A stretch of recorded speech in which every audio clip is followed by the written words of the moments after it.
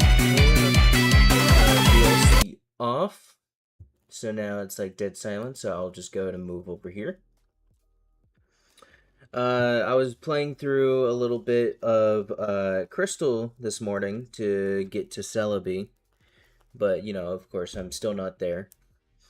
We have Worlds in the corner right here. Um, yeah. So I need to find some rubber bands. Um, for my other DS. Since we can now dual hunt Poipole. So we are going to be watching the VGC stream. Oh, they're doing something. Are we pre-showing right now? I wonder if that's what this is. Oh, no, it was just showing a rating. Okay, cool, whatever. Alright, so there's that. Gotta love ye old bag of rubber bands. Do we... Surely there's... Were there only like 2 thick rubber bands in there? Okay, here's one that fell out. Okay. Here is a blue one. Okay, nice.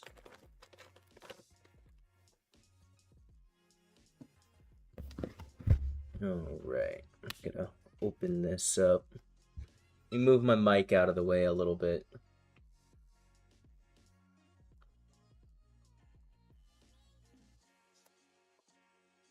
Loki, y'all, I am so hyped for Worlds. Especially with it being in the Champions format now. You just do a little bit of that. And then I'll bring the audio up a little bit. Okay, how is this looking? Okay, I think I need it to be a little brighter. Okay, that's a little too bright. Okay, that'll just have to do. Oh, it's getting the street pass from either DS. Okay. I'll just go ahead and get that loaded in.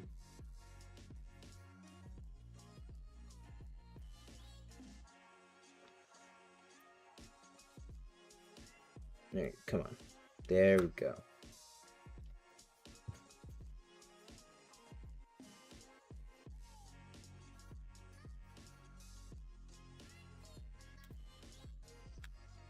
Now, I know this isn't going to, like, increase how many encounters I do by, like, a ton. Let me pass this over this way.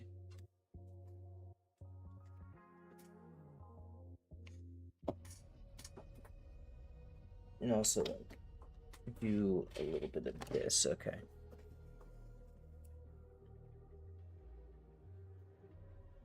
Alright. We can move these guys a little closer. So, fun.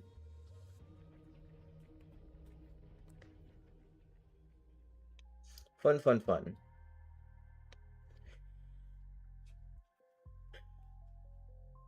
So, let's see what we can do here.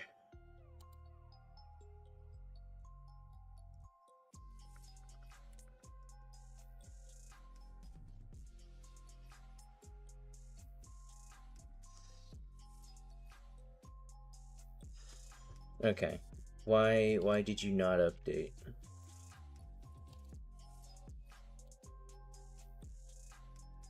Okay.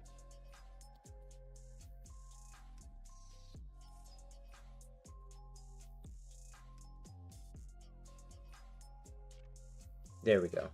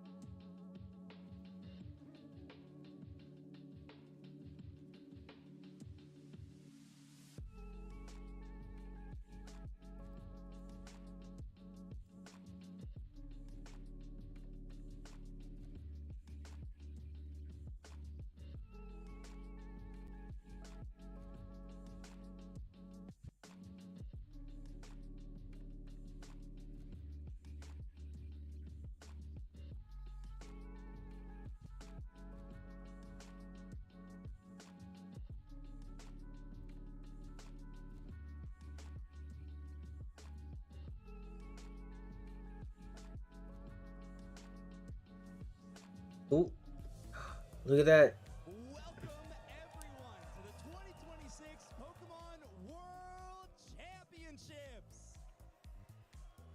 We are back here after 10 years, bigger and better for this year's World Championships. We got Pokemon XP as well. There are so many exciting things. So here on your countdown show, we want to break it all down for what you want to be watching and experiencing this entire weekend. Hi everybody, I'm Joshua. I'm going to be talking about Pokemon Unite. We got Amanda talking about Pokemon Go, Ethan talking about the Pokemon trading card game, and Rosemary talking about the Pokemon video game. We obviously have so much to talk about. The competition is so exciting. These halls are already packed with competitors and fans alike. But we have a lot of major things to talk about, one of which we are sitting on right now. This stage is incredible. Everyone is already getting a first look at it. Rosemary, what's one of the coolest things you've seen either here or at the convention so far?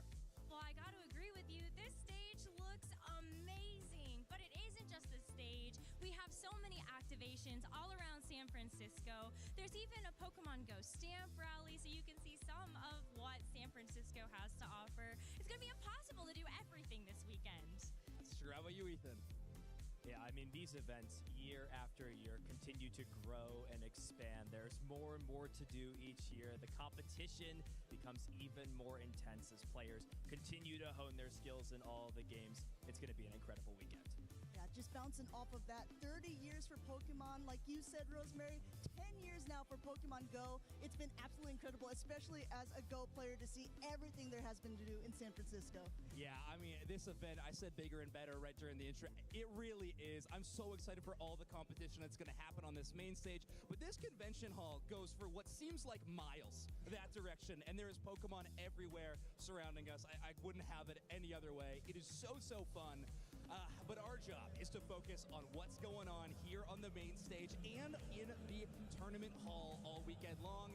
So we want to talk about what you should be looking to watch this weekend. We're going to start off with some major storylines. So, Rosemary, what is a major storyline of the video game that people should be paying attention to? Well, the highlight of the weekend is that this is the first World Championships for Pokemon Champions. And what better way to be able to kick off this game's life cycle than to crown a World Champion? We've got Mega Evolution back. It's going to be just such a great display for all of our top trainers around the world to show what they've got for Pokemon Champions. Awesome. And how about TCG?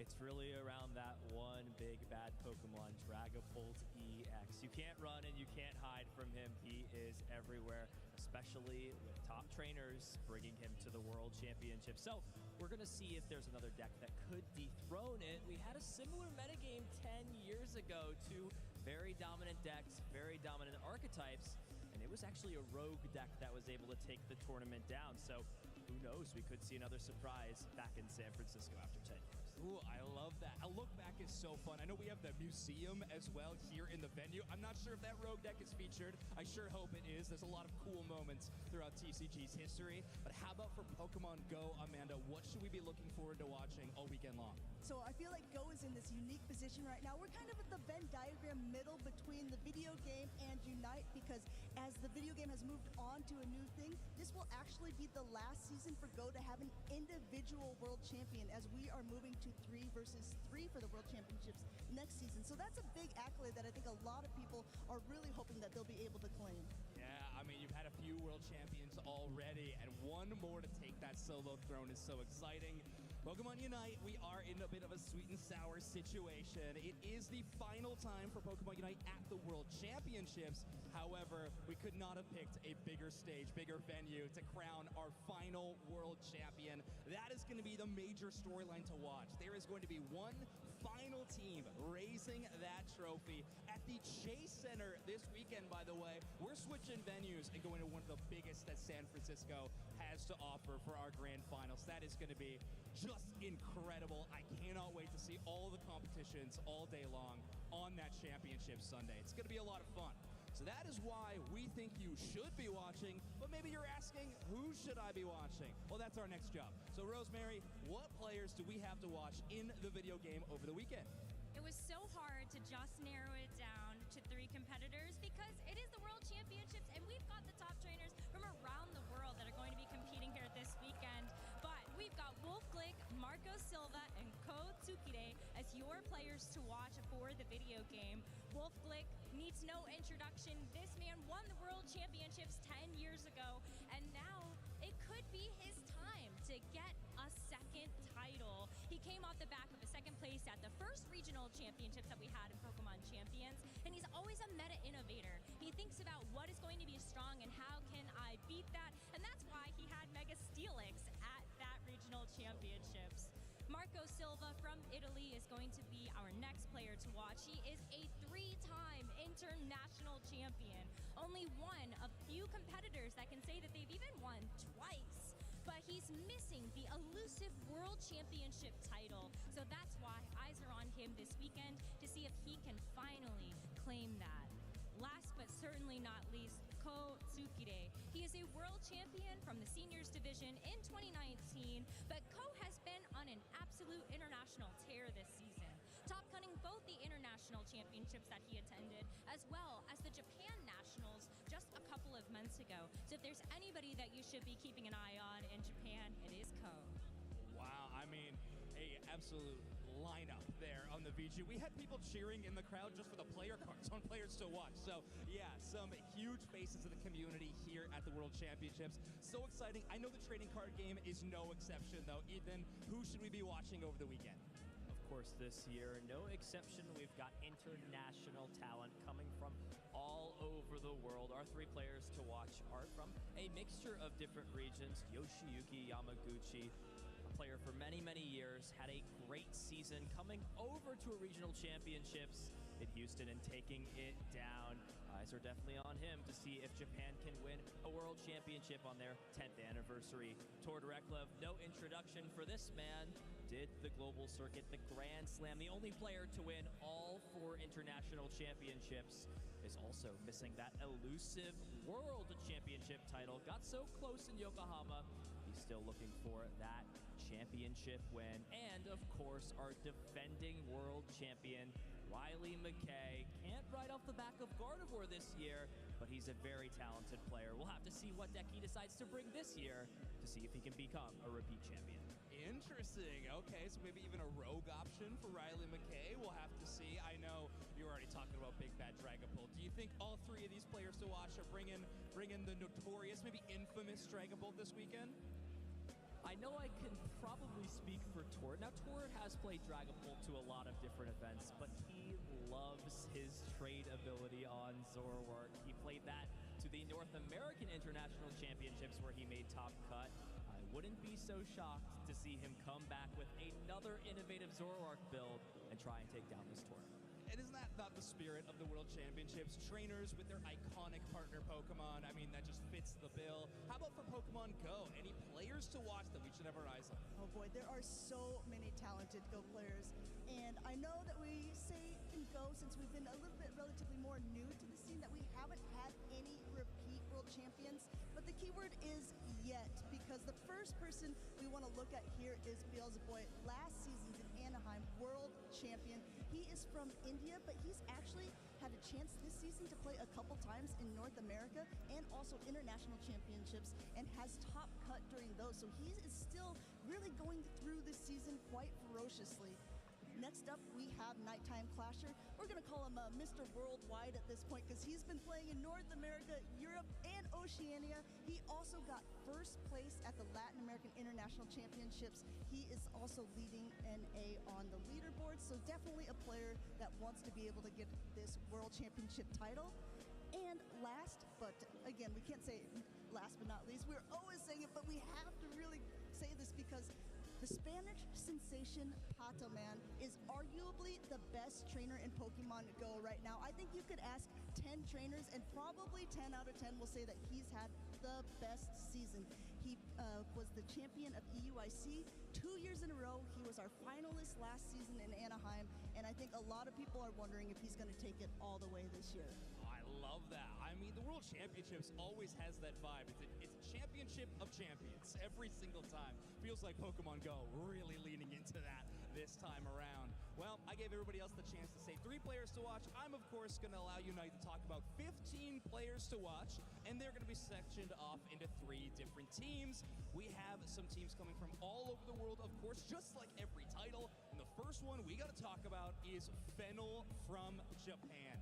This team is unbelievable. To tell you the truth, it doesn't feel like they know how to lose the video game at any point in time. Every single championship that this team has been a part of this year, they have won, and they are former world champions in Honolulu just a couple years ago. This team is looking on a whole nother level. Moving on to the next team, though, in North America is Root Dignitas. Zugrug, not a huge fan of Umbreon there. I am. I got a pin for it. But Zugrug leading the way for Root Dignitas. This team is looking amazing this year. Champions at LAIC and at NAIC this year, as well as a really strong performance in the Asian Champions League. A lot of players on that team hunting for a World Championship title, but this could be the one to do it. Take a look at their group stage later on the Unite show, though. Crazy start for their tournament.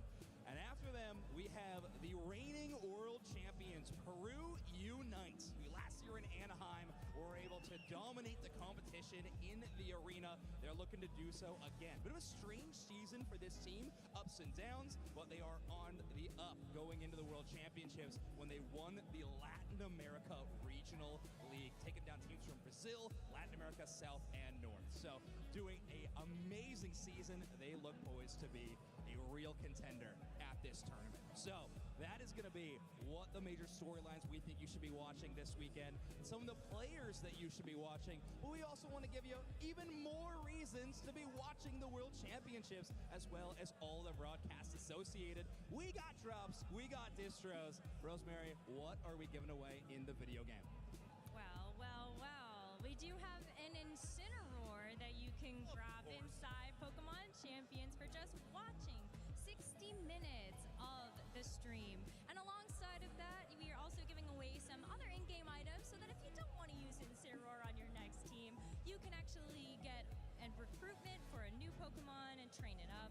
So make sure that you're sticking around and watching the stream. Yeah, with the recent launch of Champions, it's a lot of new resources. Even if you're a new player, these seem like great drops that you could add to your collection. Maybe get some of those Pokemon recruited onto your team. Ethan, I know the trading card game, you got a few of these lined up. So what's going on in the world of drops in the trading card game? We've got a whole mixture of things. Look at all those things you can get within the Pokemon trading card game live. Of course, those exclusive Worlds accessories, deck box, some cosmetics for your avatar. There's a mixed Zero Aura playset, the Mega Zero Aura EX. It's got 2 of the special art rares, so, you know, nice way to bling out your deck a bit, as well as a special Worlds loot crate. Get all of that from watching the stream. It's going to be plenty of awesome action this weekend. Awesome. Yeah, I mean, huge shout out to Ethan, by the way. At home, I'm sure you can read that just fine on your screen, but that is some small font that Ethan was able to read on the monitor that we have in front of us. So, peek behind the curtain there, but great work, Ethan. That's in the trading card game for Trading Card Game Live. But how about for Pokemon Go? What do we got for drops? Yeah, Ethan's eyesight is impeccable, but for Go, there's also some very cool things that you are going to be able to do just by watching. And the main thing, you can see him raising that trophy there. You will be able to get a Tinkaton based off of Beelzebub's team last year that he was able to take that World Championship. Not only that, you're going to have a little choose your own adventure for watching 30 minutes. You can choose between going down a Lickitung, Totodile, or the Wooper path. So I don't know, Zoinks, what would you pick if you're playing? Oh, I'm going Totodile. All the way? Please. I love Wooper. that Pokemon. I mean, it wouldn't even be a choice. You're going Wooper? Yeah, Clodsire is so good. Ethan, what are you picking? I agree. Clodsire is pretty cool. I gotta love You that going little guy. Lickitung now? I have to go Licky Licky is probably going to be the major Pokemon in our meta, so pay attention to that this weekend. But yes, you're going to want to make sure you're watching because you'll get Elite TM as well, so you can use that to take away a charge attack on your Pokemon. Oh, I love that. Prepare for future competitions, even in the Pokemon Go season. That's a great job. A great time to do it right now. Pokemon Unite, we got some really cool drops this time around for the World Championships. Of course, we got your classics, that World Championships sticker, but we also have license art, and then one of my favorite drops that we have ever had. If you watch Worlds for 45 minutes, you actually get a license, a Pokemon Pokemon that you can play in-game, one of the 5 Pokemon that Peru used to win that game-winning match in Anaheim last year. Leafeon, Psyduck, Zacian, Inteleon, and Crustle. Those middle two, Zacian and Psyduck, those are going to be meta-relevant threats this weekend. They are going to be banned. They are going to be picked. We're going to see a lot of them on the Pokemon Unite broadcast. So, we have so many rewards that you could be getting for watching any of our games. I know in the Pokemon XP broadcast, we also have things to be given away. So check out so many amazing moments at this year's World Championships in 2026, which is, well, not exactly a rerun, but a return. As 10 years ago, the World Championships was held here in San Francisco. Love getting the chance to showcase Pokemon to this incredible city yet again. And that's got us in the nostalgic mood a little bit. So we want to say one of maybe our favorite competitive memories of all Pokemon. Rosemary, how about you? Well, being in San Francisco, it just makes me remember our time in Japan just a couple of years ago. Another way that we could commemorate a huge milestone for the Pokemon franchise. And so to see how the city was set up for everyone to enjoy and how San Francisco is now, it's just a great time to be a Pokemon fan. Absolutely. Ethan, how about you? Got a flashback to 10 years ago. What a tournament it was before in San Francisco. The change inside from a hotel ballroom to now this incredibly expansive convention center. Really seeing that rogue deck take down the tournament, shocking the entire world. I'm really curious to see if we'll have that happen. Awesome. Rapid fire for you, Lundberger. I mean, I think at the same point, too, just being able to be in a stadium last season was such a big thing for Go. Going from a stage to a stadium is absolutely incredible, and we're going to get to go ahead and do it again this year. I cannot wait. I've loved all the World Championships that we have had in previous years. It has been so fun, but like I said, we are getting bigger and better for this year's Pokemon XP and World Championships. San Francisco has been home to legendary Pokemon moments across so many of our titles, but this year it is going to be so fun. So let's throw it to our opening ceremonies.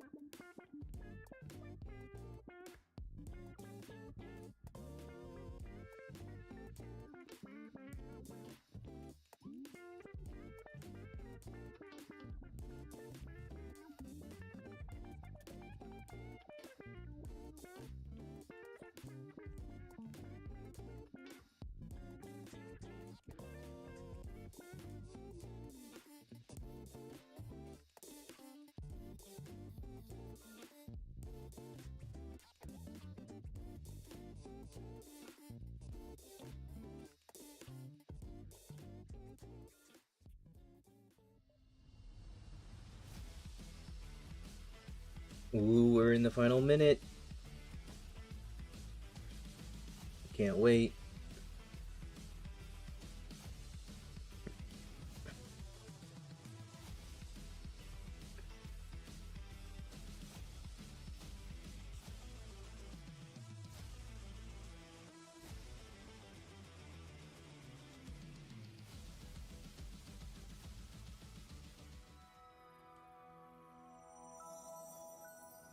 Ooh.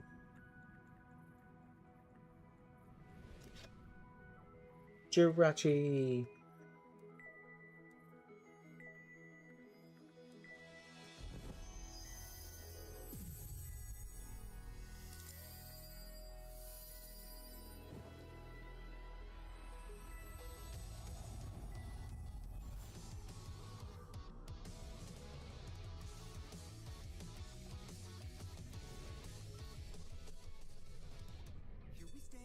start of a new day, looking out on a new adventure. No one knows where the road will take us. Ready, set, 'cause now it's time to go. Maybe we can finally see who we're meant to be. Every step of the way tells a story. Every challenge will show us who we are. Now we ride side by side to glory. Together you and I will touch the stars. And then we'll do it all over again. 'Cause even if we lose our way, we'll always say, here we go. Here we go again.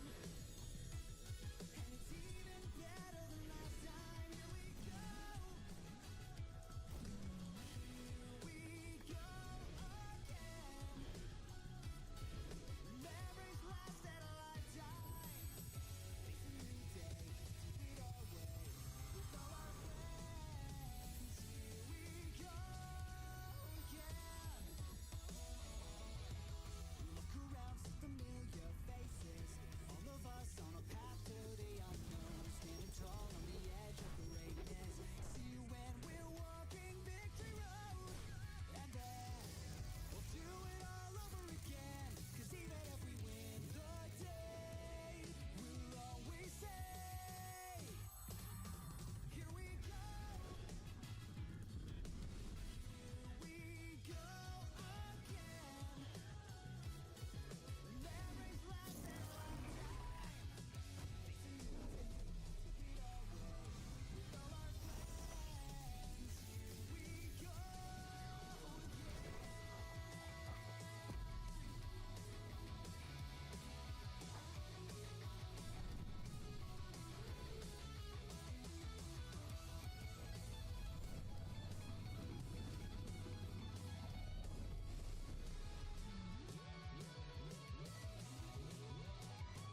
Here we go. Here we go again. Memories last at a lifetime. It's a new day, do it our way. With all our friends, here we go.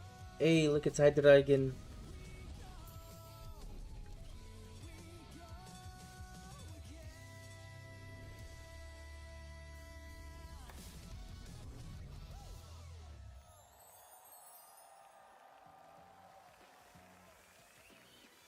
Hello, trainers, and good morning. To start things off, we are about to take you on a musical journey from the past through the present. Celebrating 30 years of Pokemon, we'll start today by bringing you the great music of Kanto. I'm your conductor, Charlie Rosen, and we are the 8-Bit Big Band. Thank you so much. Please enjoy.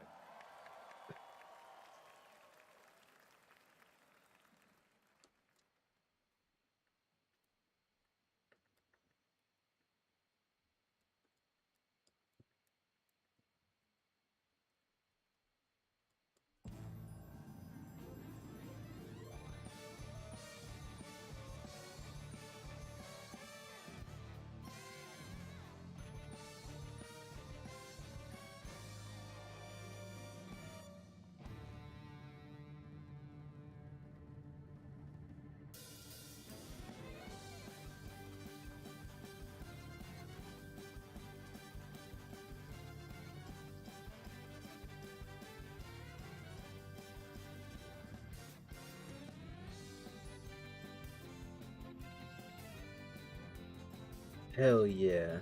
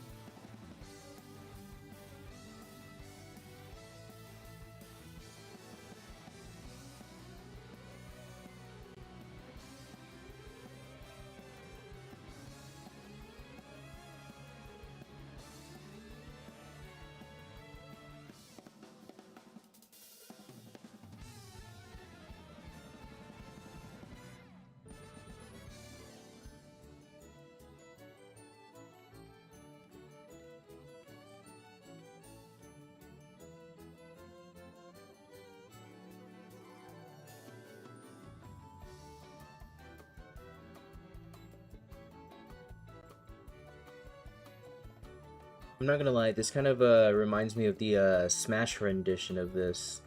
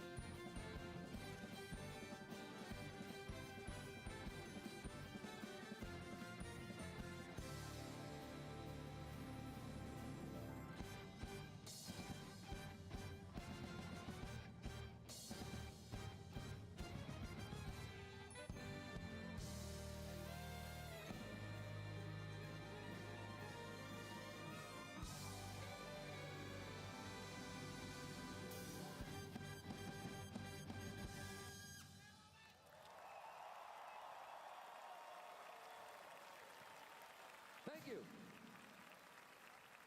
Thank you so much. Thank you very much. Well, that journey through Kanto was actually only just the start of our program this morning, trainers. Now, join me as we travel across generations to celebrate the amazing 30-year legacy of Pokemon. Thank you so much.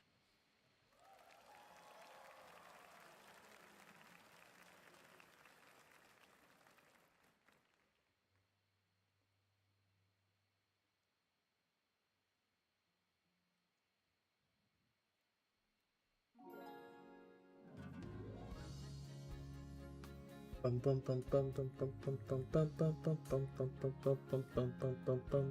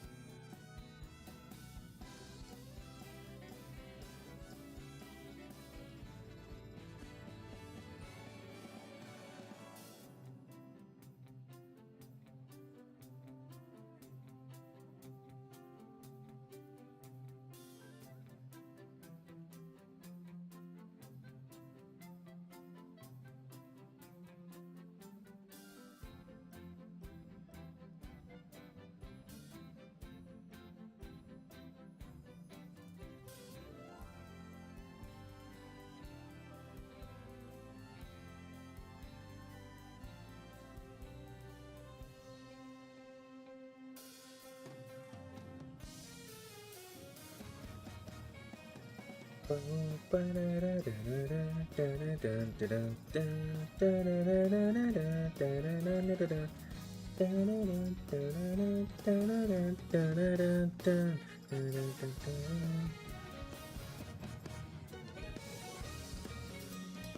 they're going crazy for Driftvale.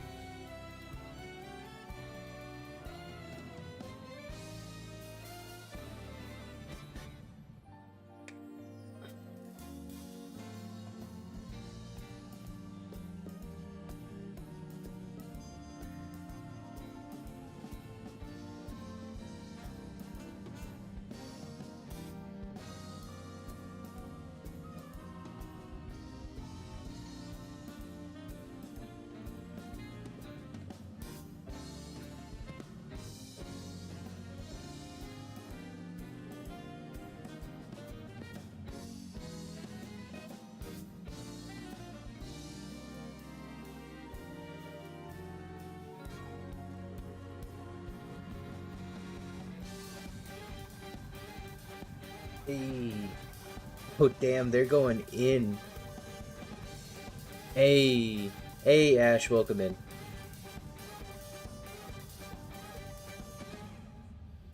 For real. Oh, shit. They're going in. Oh, I'm not supposed to curse.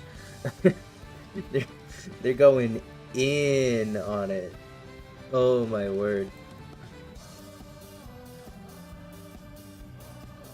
Not the vocals. Oh my, oh my word. Absolute cinema. The all of it.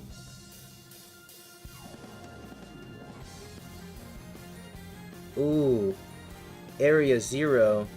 Hello.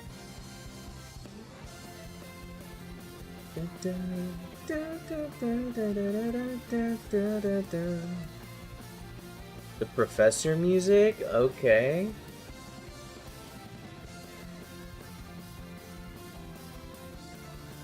Oh yeah, Terror Raid, that's what it is.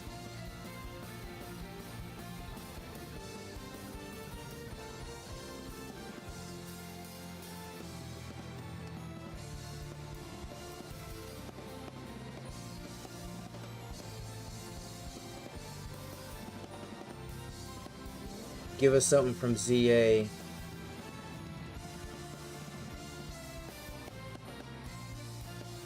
Come on. Do it.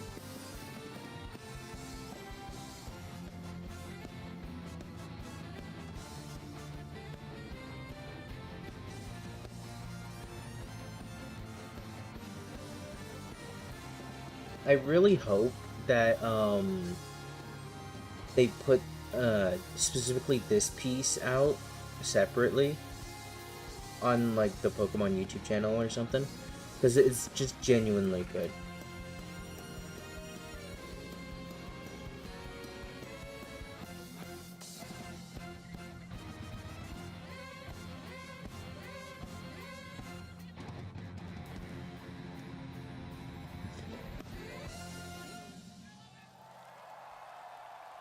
Heck yeah.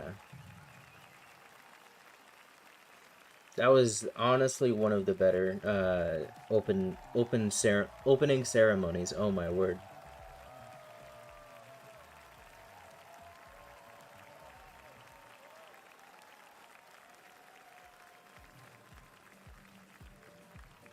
Hello, hello, hello, and welcome to the 2026 Pokemon World Championships and Pokemon XP.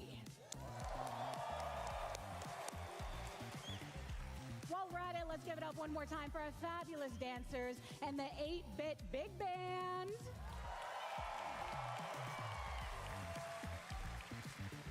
I mean, come on. no matter when you first discovered Pokemon, I hope hearing those medleys from our orchestra transported you back to some happy and cheerful memories. Oh, Hi, yeah. I'm Gabby Durden. I'm your host for this weekend's festivities. And just like you, I've loved Pokemon since I was a small child, forming my first core memories. So I'm beyond honored to be here on this stage, coming to you live from San Francisco, California. This weekend is extra special for all of us. One part of our event commemorates the hard work of our trainers as they conclude their journey to become world champions across 4 titles. Pokemon champions, the Pokemon trading card game, Shout out to the guy cosplaying as Ash, like Go. front and center. and Pokemon Unite. And even more adventure awaits with our first ever Pokemon XP, where we couldn't be more excited for you to join us for activities, panels, attractions, and much more throughout the weekend. All right, 2 incredible events, 1 unforgettable weekend, and you better believe we're gonna make sure it's one for the record books. But I think we should get things started, shall we? It is my pleasure to introduce to the stage the president and CEO of the Pokemon Company, Mr. Tsunekazu Ishihara. It's the guy. It's the cool guy. It's the ball guy.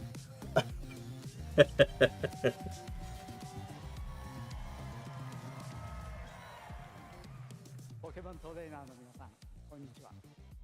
ポケモンワールドチャンピオンシップ2024、そしてポケモン XP にようこそ。 Hello, trainers, and welcome to the 2026 Pokemon World Championships and Pokemon XP. 会場にお集まりいただいた皆さん、そして世界中からライブ配信をご視聴していただいている皆さんに、まずは心より感謝申し上げます。 First, I would like to extend my heartfelt thanks to everyone gathered here today, as well as all of you from around the world joining us online. 世界チャンピオンの座をかけて競技に挑む方も、ご家族やご友人とともにポケモン XP を楽しむために来られた方も、この場で一緒にポケモン30周年を迎えられることを大変嬉しく思います。 And whether you're here to compete for the title of World Champion or you've come with family and friends to enjoy Pokemon XP, I'm truly delighted that we can all be here together on Pokemon's 30th anniversary. ポケモン XP での数々の体験から日曜日にケースセンターで行われる決勝戦まで、この週末はたくさんの楽しみが待っています。トレーナーの皆さんにとって忘れがたい週末になることを確信しています。 And from all the exciting experience we have waiting for you at Pokemon XP to the World Championship Finals we're going to have at Chase Center on Sunday, this weekend is sure to be a lot of fun and one that I think trainers will remember for many years to come. ここにたどり着くまで戦い続けてきた選手の皆さん、皆さんの努力、情熱、そして挑戦し続ける姿はいつの日かこのステージに立ちたいと願う未来のトレーナーたちの憧れとなり希望となっています。 And to all of the competitors who I'm have gonna take a battled their swig. way here, truly your hard work, passion, and determination inspire future trainers who dream of one day standing on this very stage. You truly represent both an aspiration and a source of hope for the next generation. 皆さんが今日ここにいることが次の世代への夢をつないでいます。そのことに誇りを持って最後まで全力で競技を楽しんでください。 Just by being here today, you are helping pass those dreams on to the future. Take pride in that and enjoy every moment of the competition as you give it your best to the very end. それでは健闘をお祈りしています。 And with that, I wish you all the best of luck in your battles. Yippee!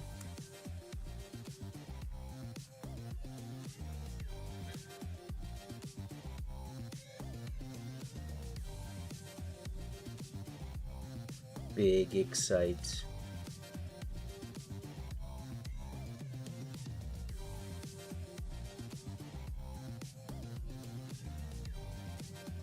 Thank you, Mr. Ishihara, for setting the stage oh so beautifully. Ooh, ooh, ooh, ooh. I can feel the energy in this room. I can sense the excitement to compete. More than 2,000 trainers have descended upon San Francisco to test their skills and fight with all their might to become the next Pokemon World Champion. Competitors, the time has come. Please make your way over to the play tables to kick off your matches.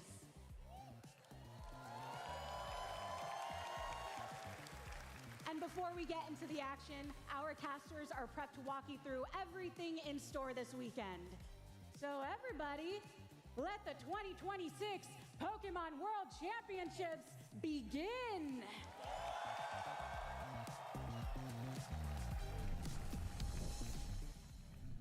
Let's do just that. Hello, everybody, and welcome to the And it's 2026 VGC, Pokemon let's World get it. Championships here in San Francisco, California. Aaron, I am so honored and excited to be kicking off the show with you. It is so good to be back, Rosemary. It felt like yesterday we were in Anaheim casting the World Championship Finals. It's been a whole year. A whole new game has come out in Pokemon Champions.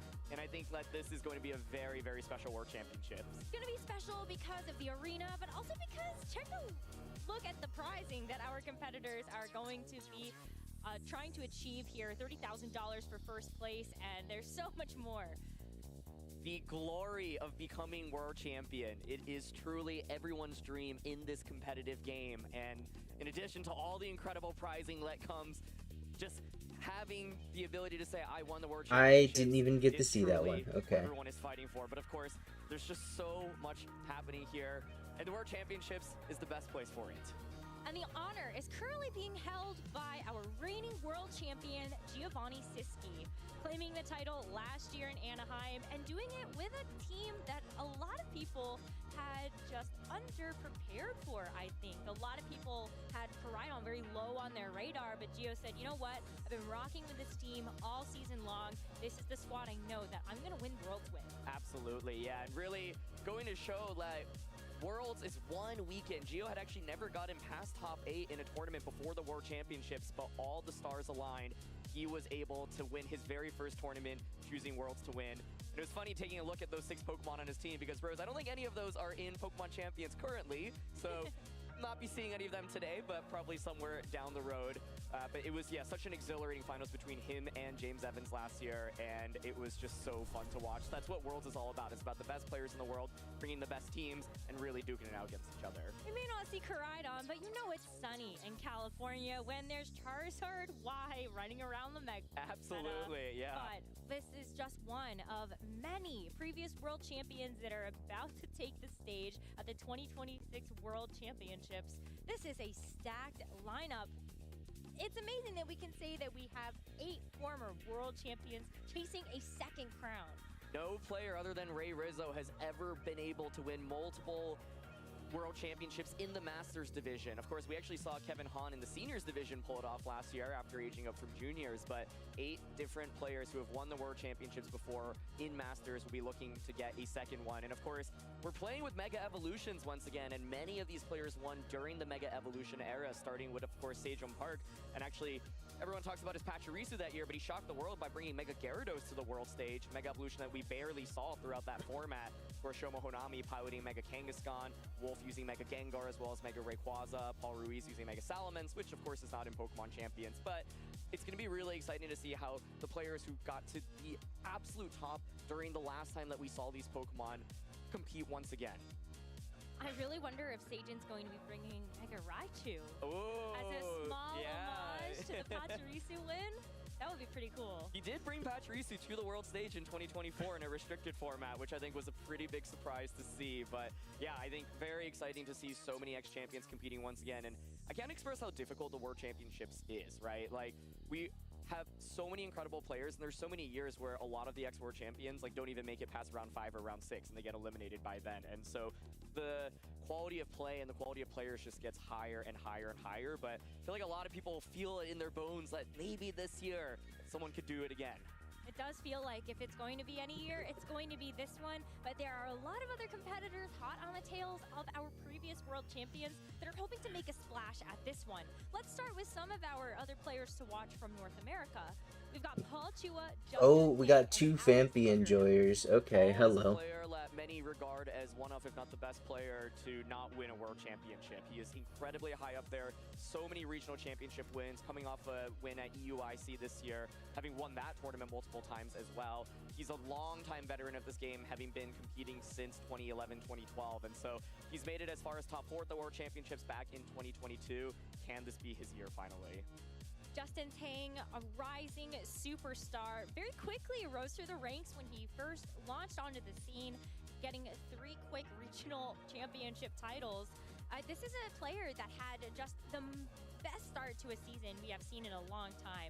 He had 6 contiguous top 16 cuts across the events that he played at the very beginning. It's been a little bit more quiet as we've entered into the back half of the season, but if there's anyone that's going to be ready for the World Championships, it's Justin Tang. Yeah, absolutely. Coming off a top 32 finish last year as well, where he was using some really eccentric Pokemon like Groudon and Jumpluff in a format where they were not necessarily the most popular. So excited to see what team he's brought to the scene today. But of course, like you mentioned, just truly one of the fastest rising stars in VGC. He only started playing in Pokemon Scarlet and Violet, won the first ever regional championships he attended, and I think many are expecting a big finish for him today or this weekend. And then Alex Underhill kind of closes the bookends with a lot of experience coming into this World Championships. He's also been playing competitive Pokemon for many, many years.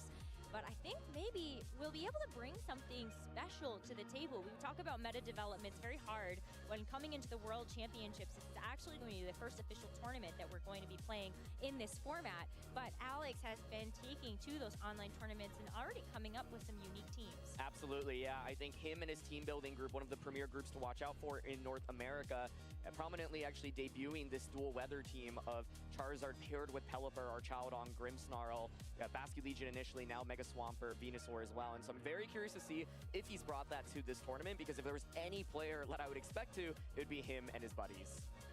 This is just North America. We have lots more players to watch from our other competitive regions. So let's now talk about Europe. This is a tough one to narrow down to just 3 competitors as well, but we've got Marco Silva, Michael Kelsch, and Francesco Piopero.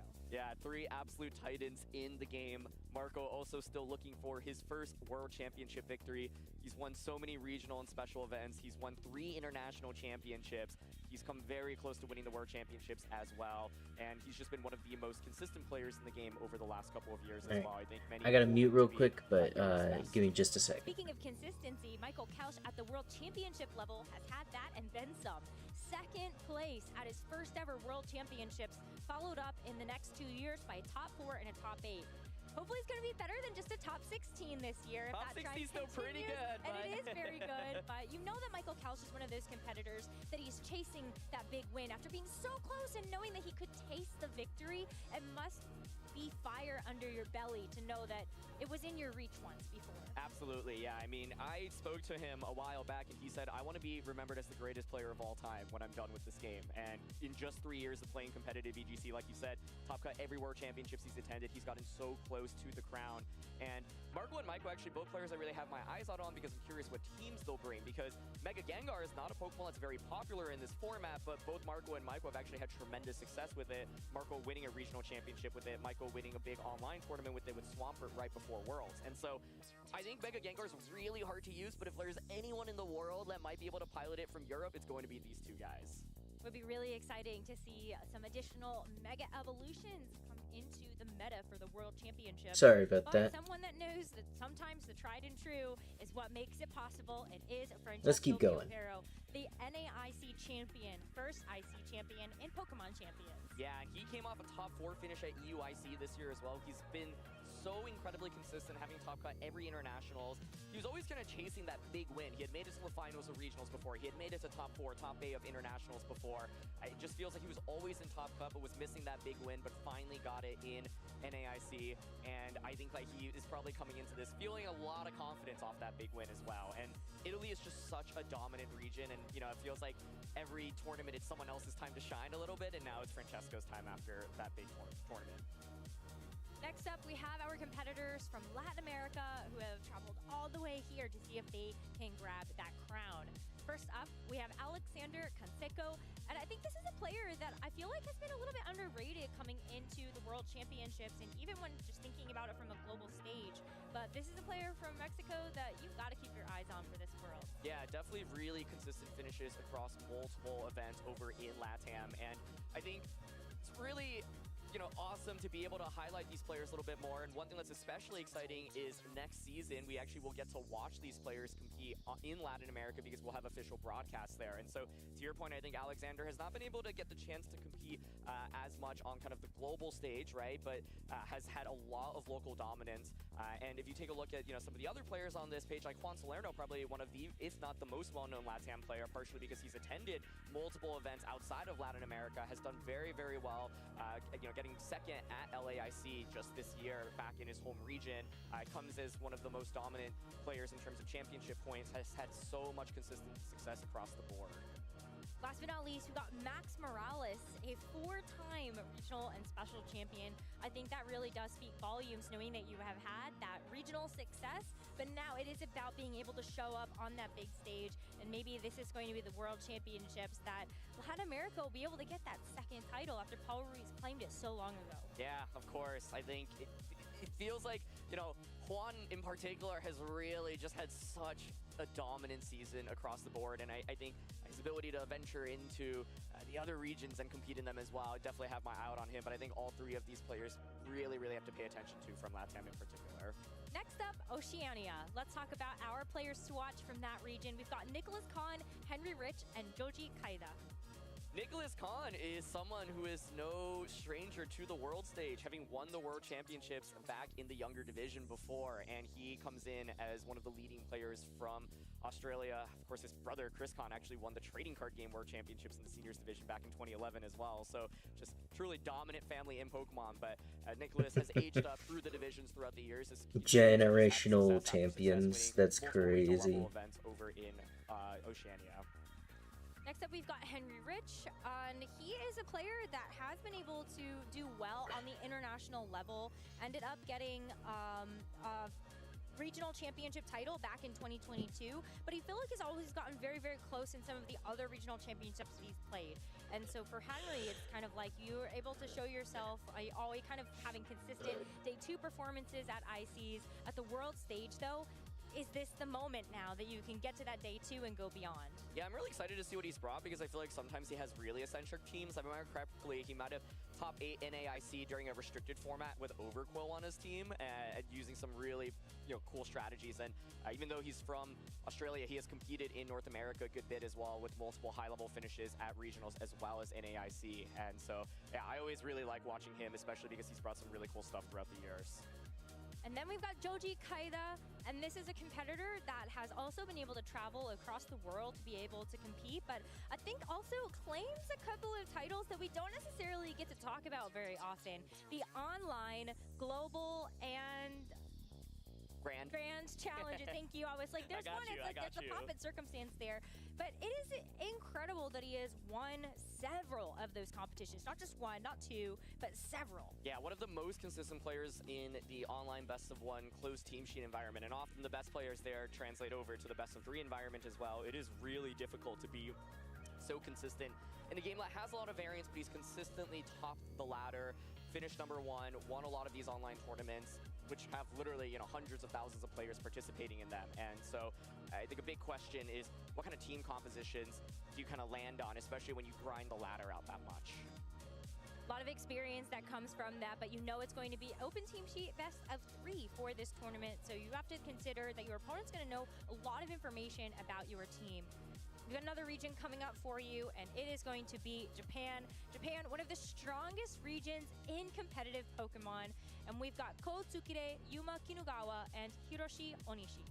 Any of these could walk away as world champion this weekend. Like, I think Japan in particular is just historically such a strong region in VGC, having had crowned multiple world champions. Ko is one of the players that I have on the very top of my list to win this weekend, and he won the Senior Division World Championships back in 2019, has top cut worlds in Masters multiple times after aging up, and he has been on an absolute tear this season as well. He's also traveled, outside of Japan to compete at the internationals, and just been so consistent. Every time I watch him play, I'm like, I can see why he was a world champion, and I think he's here to prove himself. Like, I can win in seniors, but I can also win in Masters. It's kind of interesting to be able to watch these competitors age up through the divisions and still find Hey, welcome in. that same Yeah, day. exactly. You were able to still show your stuff once you have. We're just having a grand old time. I mean, this is a competitor that shiny we hunting talked about, Poipole the Asian national and system. watching. It is a very different quality Oh, game thanks for the raid. I didn't even realize you were raiding. But Yuma, another one of those Japanese players that has decided to test his mettle on a more international I hope you're stage, doing and well was today. Welcome in, successful Raiders. as our LAIC champion for this competitive season. Yeah, doing it with one of my favorite teams of the season as well, this hyper-offensive team. I hope your stream was well. Hisu and Typhlosion. He has been a veteran of the team at this point, been playing around 10 years, but I feel like the last 2 seasons he has just been on a generational tear. He won the Japanese National Championships last year, then went to NAIC where he finished in top 8, and like you said, Rose, won LAIC. To win Japanese Nationals and an international championship is just absolutely wild, and so he's still hunting for, I think, a really big Worlds finish. Made it to day 2 with actually also Groudon. I was talking about Justin Tang using Groudon. Kinugawa used Groudon in a different Worlds format, which was also really cool to see with like Iron Jugulus, and so yeah, I think he comes in as definitely one of the favorites in Japan as well. And of course, you have to talk about our current reigning Japan Nationals champion, Hiroshi Onishi. Ended up winning with the, kind of a very standard. But yeah, we're just chilling. Apology. But I think it was really that Garchomp that really helped. No worries. You're good. I understand the feeling. Charizards running around. Absolutely, yeah, take it yeah. easy. And I think the Japanese national champion always has very high expectations coming into this World Championships. For a very long time, it was like whoever won Worlds was either the Japanese national champion or someone who had gotten top 4 at Worlds before. And I think like he comes in with definitely a lot of pressure, a lot of expectations, and he has been a very strong player from Japan specifically. Don't think he's been able to compete at the world stage very much, and so exciting to see how he'll be able to do. But like you said, yeah, he showed, look, I can play the standard composition, but I can play it better than anyone else, and yeah, comes in with a really, really big victory over in Japan. This is just a snapshot of our competitors to keep your eyes on for the 2026 World Championships. But if you're watching, then you're going to get something nice out of it too. Check out our distributions. Make sure that you have linked your account so that you can get an Incineroar to use in-game. But if you don't want to use Incineroar, then we also have some other goodies for you to be able to recruit a new Pokemon and train it up to be ready for your team. Of course, and we, of course, also have a distribution for all of you here in Pokemon Champions. If you want an exclusive hat, an exclusive t-shirt, I think this is actually one of the coolest things about Champions. Ooh, Loki, I might. Being able to get exclusive merch that you can't buy within the store. All you have to do is use that passcode, Enjoy Worlds 26, and you'll be able to rock these in Pokemon Champions. Let your opponents Had know to screenshot that. World Championships. Maybe they'll tune in as well and they can learn a thing or two. And if you are enjoying all of our competitive titles, then there's something out there for all of you as well. So check out all of the drops and distributions that are going to be taking place, not just on the Pokemon VG side, but of course for TCG, Pokemon Pocket, Pokemon Go, and Pokemon Unite. And of course, how do you earn these? Well, it's simple. You just need to log in, visit rewards.pokemon.com, log into your Pokemon Trainer Central account, link your Twitch account, and watch the desired stream for a period of time. As you saw earlier, it's often 30 or 60 minutes on the respective streams, and you'll be able to earn these drops on Twitch specifically. And you can also watch in other languages by turning on the CC extension, which will then give you translated captions. And so you definitely don't want to miss out on any of these awards. They're free, right? And so if you're watching on Twitch already, might as well link them. And that's not all. Last but not least, we do have a special Twitch badge that you can apply after watching just 60 minutes of any of your favorite competitive action this weekend. I think that is genuinely one of the coolest badges I've ever seen. It is. I have seen many badges on Twitch in my day, Rosemary, and that one I think is incredibly well designed. And so it's just 60 minutes. You definitely don't want to miss out on that one. Follow along the action here on our stream, so make sure you don't miss another minute of it. Stay a part of the conversation using the hashtag PokemonXP and the hashtag PokemonWorld on all of our social channels. We want to hear from you, what you've been excited about, who you're cheering for, what you're following, and yeah, make sure that you share your thoughts with us. Amoongus wants to know. He's not currently in Pokemon Champions, but he's really, really waiting. I don't know when he's coming back, Rose. I don't know if it'll be the next regulation, maybe sometime after, but of course, one of the most important Pokemon in VGC history, but we won't be seeing him on the world stage this weekend. I think I'm okay with having a little Amoongus break. Okay, yeah. Just a small one, you know? The viewers might be as well. Yeah, you know what? That's fair. You can come back. I'm sure we're going to be waiting for that moment with bated breath. Absolutely. I am so excited to kick off this World Championships. The first round is up, and we've got some crazy matches. I mean, of course, this is the World Championships. Every round's going to be crazy. These are the best players in the world. Ooh, Take a look at we got some of these a matches, and wow. especially Okay, that first one, Rose. Oh my goodness. Yeah, I mean, my eyes we got are going all some over really the place nice matchups going and up. Getting bright-eyed for all of the amazing action that we're going to have. We are just the main stream. We are going to have featured streams and side streams that you can check out as accompaniment to our broadcast. But we've got Wolfglick versus Hirofumi Kimura for round one. Are you kidding me? Yeah, that's a match that you might expect to see in the World Championship Finals. These players have so much history. Wolf, of course, winning U.S. Nationals multiple times, winning multiple international titles as well, and winning the World Championships in 2016 alongside his regional accolades. Hirofumi, multi-Japanese national champion. It is difficult for Japanese players to get the chance to really prove themselves very much because they don't have too many tournaments to compete in, and the Japanese circuit is so grueling. But for Hirofumi, he has made it count on the world stage basically every time he's been here. Second in 2019, he's top cut the last 3 World Championships with a top 4 finish last year as well. So it's going to be an unbelievable match. And yeah, I truly mean it when, you know, what's so exciting about Worlds is so many of these matches that you see on the screen, if you said, oh, that is what we would see in the arena on Sunday, it wouldn't feel like an absolute shock. Yeah, and this is the World Championships. Every single one of these matches is going to be super high stakes, and this is just Swiss round number 1. We've got 3 incredible days of action ahead, and it does all culminate in that arena finals. I wonder how our competitors are going to react to that. Already we saw during the opening ceremony, there's a huge crowd out there just to watch the competitive action on the main stage, but then come Sunday, that's like 15,000 competitors, like people watching 2 people duke it out on the stage. Yeah, I think it is probably something that is so exhilarating. Like in the moment, it is just like, you're probably so focused on just trying to win the World Championships when you're there, but it is truly, it will be the most unique experience I think any competitor in this game will ever have.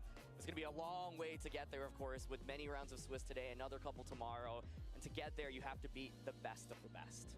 I know we're getting ahead of ourselves, but here's a video to make sure that you're caught up to speed on exactly what you'll be seeing this weekend. Ooh, okay. Oh, hello, Mewtwo. Time watching, or you just need a quick refresher? Here's an overview of the Pokemon VGC format at the 2026 World Championships. The best trainers from around the globe are here to compete for their share of a $2 million prize pool and the coveted title of Pokemon World Champion. The first World Championships played in Pokemon Champions will take place over 3 days. Phase 1 consists of Swiss rounds where trainers battle head-to-head in a best-of-3 format with open team sheets. That means critical details about each trainer's Pokemon are available to the opponent. Trainers advance to Swiss Phase 2 if they gain more match points than their division threshold. At the conclusion of Phase 2, the top 8 trainers and up to 8 additional trainers tied with 8th place will advance into an asymmetrical single elimination bracket until only 2 finalists remain. On Championship Sunday, these finalists face off in San Francisco's Chase Arena for our biggest finals yet. 2 will enter the arena, but only 1 will walk away as the 2026 Pokemon World Champion. Who will become the first Big world champion of excite. the Pokemon Champions era? Which Pokemon will dominate the meta? We'll be here all weekend, so you won't miss a second of the action. With that, it's time to get today's matches going. Casters, take it away. I didn't even get to see Poipole there. Okay.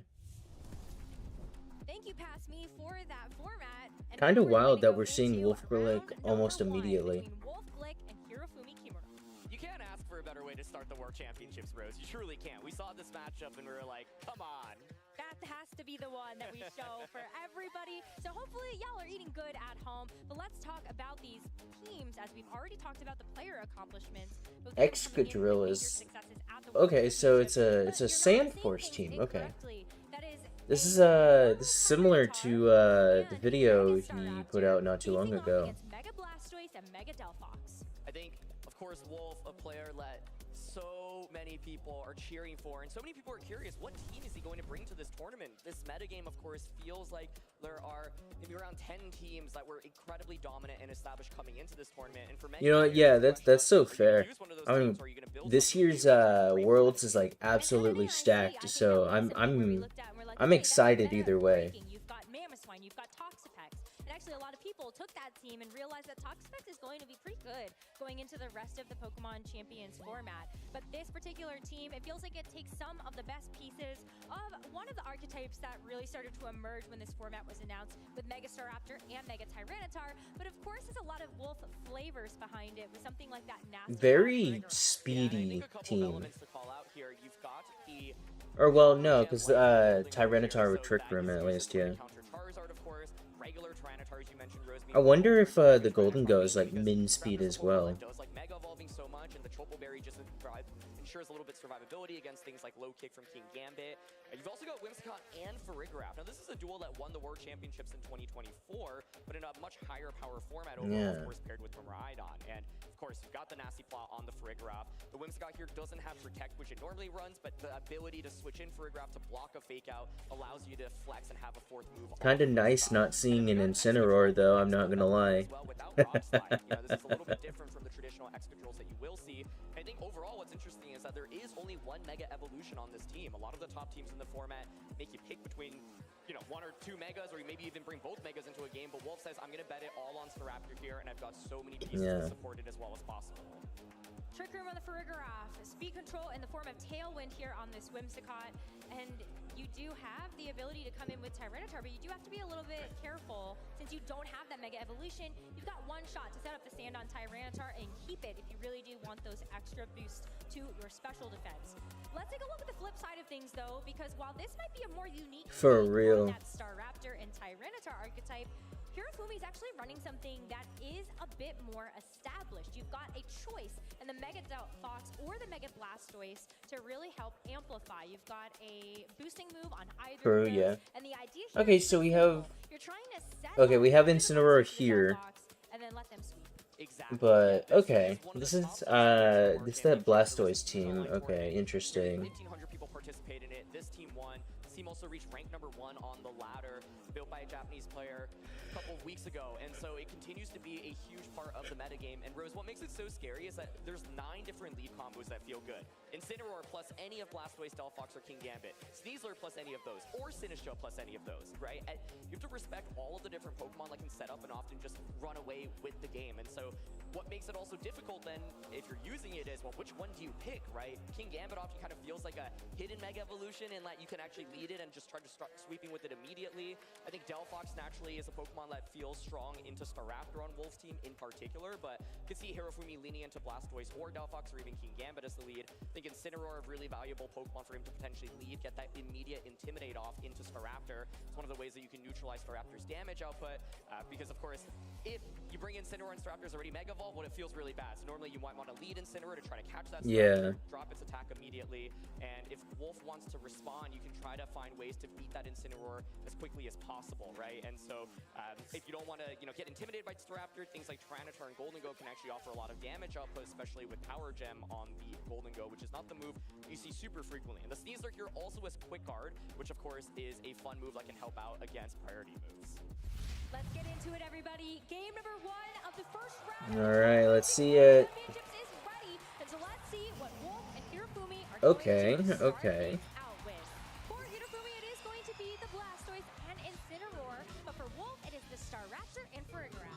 Yeah, so what's really interesting about this matchup for Wolf, I think, is that at any given point you can switch in Whimsicott, right? You also have Friggraph to block that fake out, which is such a big tool on Hirofumi's team, right? Normally what Hirofumi's team wants to do is cycle these fake outs, get set up, but immediately, well, the Blastoise can't get set up that easily, right? You can't fake out with Incineroar, so you could always go for a close combat onto that slot. Is fake out not on Blastoise as well? You, because you could probably... Oh, no, Armor Tail. That Whimsicott then can go for, example, Encore. I'm going crazy, don't mind me. You could even go for a side charm onto the Staraptor as well. So, big question is, on turn 1, what does Hirofumi want to do? You do have something like Helping Hand on Incineroar and Dark Pulse, so you just try to get a bunch of damage off. And it is going to be Friggraph switching, so is it that Whimsicott? It is going to be. And so Whimsicott comes in. I'm going to be able to help to take some of these attacks a little bit more An effectively. immediate Mega, too. Incineroar, that's going to be the only Pokemon that's really going to threaten Forest. Okay, this thing's just trying to get rid of Incineroar then, for sure, right? That you really want to try to lock Yeah. into that Faruger out that was just on the other side. What we do have, though, is Mega Evolution time for both the Staraptor and the Blastoise. So they're both ready to put up a good fight on this first turn. Close combat. Oh, close combat on the Blastoise. Okay, interesting. Help it out to make sure that it can take that attack effectively as Water Spout now comes out. It's going to be a little bit muted because you did just take a ton of damage from the Staraptor, but it's still going to start to add up to a bit of chip across the board. And the parting shot here. So, nice play by Hirofumi. I think there could be tempting to try to target down the Friggraph aggressively, but manages to get Incineroar out. Water Spout still does Interesting, damage, okay. and of course, crucially breaks Focus Sash. And now Sinistcha hits the field, right? So you do get that recovery onto the Blastoise. Yeah, that hospitality. And you have to play this guessing game now. Well, if Staraptor clicks close combat, Sinistcha can just go for Rage Powder, redirect it away. So, of course, you could go for Brave Bird. But if you're Hirofumi, you could also make a call and say, you know what, I'm actually going to protect in front of your Brave Bird. And so, Brave Birding the Blastoise is probably like the most guaranteed damage here. And this is the awkward thing about Blastoise, which is after that special defense boost on the Staraptor, Honestly, I think you just take out Poltergeist, right? Because Poltergeist is, I think, more of an issue. Mainly because of the offensive threat of this Raptor. And the Whimsicott, of course, can go for a charm onto it as well. There is an out of benefit Or Sinistcha. Why was I calling it Poltergeist? A little bit of healing back onto the Blastoise, so those Water Spouts will be a little more effective as long as you don't take more damage on this turn. But that Rage Powder is going to be what comes out. Whimsicott is a Grass type, though, so that Move Blast will not be redirected. And so Blastoise takes damage anyway. Yeah. Cover play here from Wolf to get the Move Blast into the Blastoise to reduce Water Spout damage, and also still angled that Brave Bird so that you had guaranteed damage into Sinistcha. Water Spouts, though, I mean, we're still Yeah, I feel like they need the double into Sinistcha to really get rid of it. There's no roost, right? And so actually every little bit of damage that lands on it will be permanent. And so I think Hirofumi's probably pretty happy about that trade at the end of the day. You're able to actually get a good amount onto the Staraptor, keep weakening Wolf's Pokemon. And one of the tricky things about Staraptor, I think, is that you actually take a lot of recoil damage from Brave Bird. So that Brave Bird damage does add up. And because of that parting shot on turn 1, Moonblast doesn't do that much, right? So this turn I actually think is a pretty crucial turn, because if you're Hirofumi, one thing you can consider is potentially switching the Sinistcha out and getting it back in for more healing later on. Or you could say, you know what, I am just going to go for the safe Rage Powder and Water Spout once more. But I think Hirofumi's actually done a pretty good job of distributing damage so far, and Staraptor has maybe not gotten as much as you would want normally from it. We're going to see the Sinistcha switch out to preserve the Okay, King Gambit, okay. It's going to the King Gambit that comes in instead. This is a little risky, but it would be diabolical for Wolf to actually throw a close combat into a Ghost type. So it is going to be the Move Blast first and the Brave Bird. Yeah, fair. After, just to guarantee some damage. My heart was pounding there, Rose. I was like, you called it. What if it actually happens? How diabolical could it be? But the switch indeed. I think, yeah, you throw a close combat towards King Gambit, right? To just get rid of it. Guessing game of like, can I cycle win my Pokemon safely, right? Because the King Gambit here is going to be Black Glasses. Staraptor has a defense boost, so Sucker Punch should not get the knockout onto it. And if you're Hirofumi, I think what you probably want to do is get that Sinistcha in to protect either of these Pokemon. But let's say you switch Blastoise out into Sinistcha, then you're still vulnerable to just eating up a close combat on that slot. Or maybe Wolf reads it and Brave Birds into Blastoise, which then would knock out the Sinistcha. So it's actually, like, I think this is a really, really key turn. It's going to be the King Gambit switching. Do we see an Encore from the Whimsicott? Hey, I mean, that is entirely possible, and that would mean that this Blastoise can't do any damage on this next turn. And that was Scott is actually going to go for Charm. instead. Okay. And so angling that into the Star Raptor, Contrary is actually going to make sure that that is an attack boost instead of attack drop. And so the Brave Bird brings his Blastoise down to just a small sliver of HP. And so this water spout is going to be nothing more than just a couple of drops of water. Holy. Whoa, really exhilarating turn there. Yeah, I was kind of expecting Wolf to go for the self-charm a little bit earlier in this, and so finally does get it off. Crucial trade there. I think if you're Hirofumi, you're probably not too stoked about how that turn went, because the hope was to just knock out the Raptor there. Hirofumi makes a call and says, look, I don't think you're going to encore me because the switch is so obvious, right? And so at the end of the day, Raptor does hang on with the sliver of HP. It's basically one Brave Bird away from getting knocked out, right? And Hirofumi's done a good job of distributing damage. We have to consider Incineroar in the back is probably not going to be the heaviest damage dealer. If you knock out the Raptor, King Gambit actually becomes really threatening, and you also know that Wolf has Farigiraf in the back. That Farigiraf, great for blocking fakeouts, really bad into King Gambit, right? And so for Hirofumi, his goal is let me knock out the Raptor as quickly as possible. He constantly makes these switches, and King Gambit's going to come in once again. Could this be the close combat read? If it is, then this is going to be game number 1 going over to Wolf, but it is still a very risky play to make. It's going to be the Moonblast first. Okay. It's actually going to deal a pretty significant amount here to that King Gambit, but it is the Brave Bird. Wolf trying to secure the KO onto the opposing Mega Evolution. I'm not gonna lie, I would have thrown a close combat into the King Gambit slot. I think if it were close combat into Gambit, Gambit faints there, it becomes so tricky. But Gambit does come in freely, and now it pressures Sucker Punch into Staraptor. Of course, if you want to get around the Sucker Punch, what you could do then is switch the Whimsicott out into Farigiraf, block the Sucker Punch, and then maybe close combat King Gambit. But this is such a high level. I did not see if that was shiny. So obvious. Hirofumi could consider maybe swapping Sinistcha back in once again to heal the Blastoise as well. And it's going to be the Blastoise pivoting out here. I think switching in Sinistcha and protecting King Gambit actually feels relatively safe. So let's see if it's going to be the protect play here.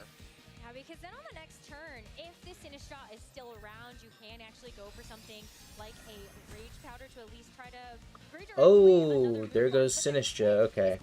Yeah, there goes any and all healing now.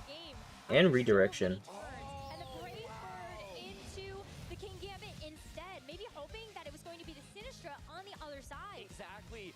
This is like what high level Pokemon is about, right? Because I think Hirofumi, he didn't go for Sucker Punch, he didn't go for Protect, he just goes for the Kowtow Cleave, saying, look, I think that you're going to expect me to potentially pivot out, right? And so gets a double knockout there. That's such a big deal, and that's a huge play by Hirofumi there. I think you could... Things felt really tense, especially with that critical hit onto Sinistcha. Yeah, that's wild. Okay. Could just go into King Gambit safely. And once again, if the close combat goes off, King Gambit faints, I think it's just game over, right? And so that turn, Hirofumi saying, I'm not going to Sucker Punch. Wolf says, well, I'm not going to switch in Farigiraf, but it still works in Hirofumi's favor. It's going to be Tyranitar here in the back as Incineroar comes back in. So a crucial Intimidate, but Fake Out currently is blocked. And for Hirofumi, the question is, can you actually still do enough damage? Because the Tyranitar here does have low kick. It does threaten King Gambit with a ton of damage. That would end up securing a knockout here, but we do have that Intimidate drop, so it might be something that we'll have to wait and see. But there's also still that Blastoise in the back if you're trying to consider maybe Incineroar getting a parting shot off into the Tyranitar, reduce the damage, bring in the Blastoise instead and sacrifice it. Yeah, the main question I have, Rose, is if you're Hirofumi, how are you beating Tyranitar, right? Because Blastoise is quite low in terms of HP, and Incineroar and King Gambit don't have attacks that can hit it for even neutral damage, right? If there was no Farigiraf on the field, I'd say, well, you can just fake out, you can Swords Dance, but right now, I think it's actually still kind of dicey for Hirofumi because of the inability to fake out. So it is going to be the parting shot here. Incineroar actually moving first before Farigiraf or the Tyranitar. So I think Hirofumi's goal is let me just keep cycling in these Intimidates. You are still going to have to do enough damage to Tyranitar, though. Yeah, before it ends up taking care of you, and this Blastoise is unfortunately going to get switched in. Well, okay, one turn here, though, for the King Gambit to use the Protect. And it was going to be a double of that Thunderbolt into the King Gambit as well, as Blastoise actually doesn't get knocked out to the Sandstorm chip. Okay, so this opens the door. I mean, Hirofumi now can potentially consider switching Blastoise back out. The Blastoise at this point feels like a non-factor in terms of dealing damage to Tyranitar, but it could go for Dark Pulse, right? That deals super effective damage. Oh, yeah, true.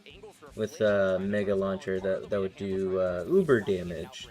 So it's exactly what Hirofumi is doing right now. The Sand actually really important in just being able to ensure that Blastoise will faint this turn. Probably expect to see a Dark Pulse here. Is going to go into a Farigiraf, but now much does that do? That's a lot of damage, but will survive. So it's able to at least go for one more attack. It could be the Thunderbolt coming out here, but it is going to be the Tyranitar going for the low kick. And take a look at how effective those. Yeah, I think this is game 1 for Hirofumi. Onto this Tyranitar. And the Thunderbolt as well. I mean, this Incineroar is quite bulky. We do see a paralysis. That might come back to hurt a little bit in the remaining turns of this first game. That's a big deal, right? Because we saw Incineroar was faster than both of these Pokemon initially, and so would have been able to either get another parting shot into Tyranitar or just knock out Furigraph before they get the chance to move. And so really big paralysis there. For Hirofumi, the question still is, how do you beat Tyranitar? The answer, I think, ideally is you get Swords Dance off, and like you need to knock out Furigraph first, and then, you know, a Swords Dance like +2, Kowtow Cleave into +2 Sucker Punch. You've got Helping Hand support on the Incineroar as well.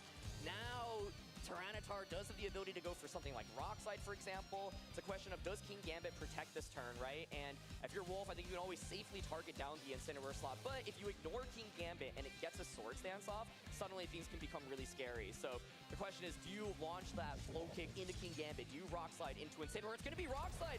Okay. So this means King Gambit here can Swords Dance, and Flinch? Incineroar can maybe just Flare Blitz and KO Furigraph. If you don't get flinched, there is a 30% chance for that to happen. Incineroar still has a lot of HP, though, to try to get it through these next couple of turns. But it's going to be Furigraph going for the attack first. A Thunderbolt into the King Gambit is not going to give that secondary effect of the paralysis, but you do see the Rock Slide flinch onto that King Gambit.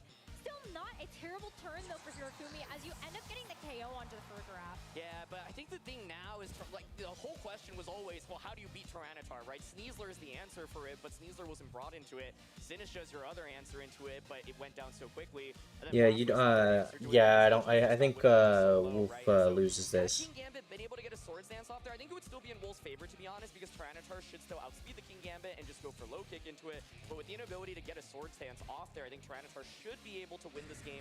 That Thunderbolt actually being really crucial damage and just dropping King Gambit lower and lower. This Tyranitar has eaten multiple attack drops at this point, but I don't think it's going to be enough for Hirofumi to win the game. I was just kind of trying to consider, like, how little damage that the Incineroar even took. I mean, unless, okay, yeah. There's also protects in play. So if Hirofumi can actually get a nice call right, or maybe there's something afforded like a Rock Slide miss, or you can fight through the flinch, and maybe things do end up actually looking a little different. Incineroar, though, took a lot of damage that after, another Rock Slide flinch too.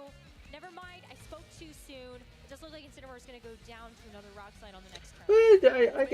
I guess Wolf could clutch it out. That was an opportunity to potentially Swords Dance up on it, and Wolf saying, like, I think you kind of have to protect here, so just going to be Helping Hand here to get one last attack off, but with no Swords Dance from that King Gambit earlier, it's just not going to do very much with the Sucker Punch.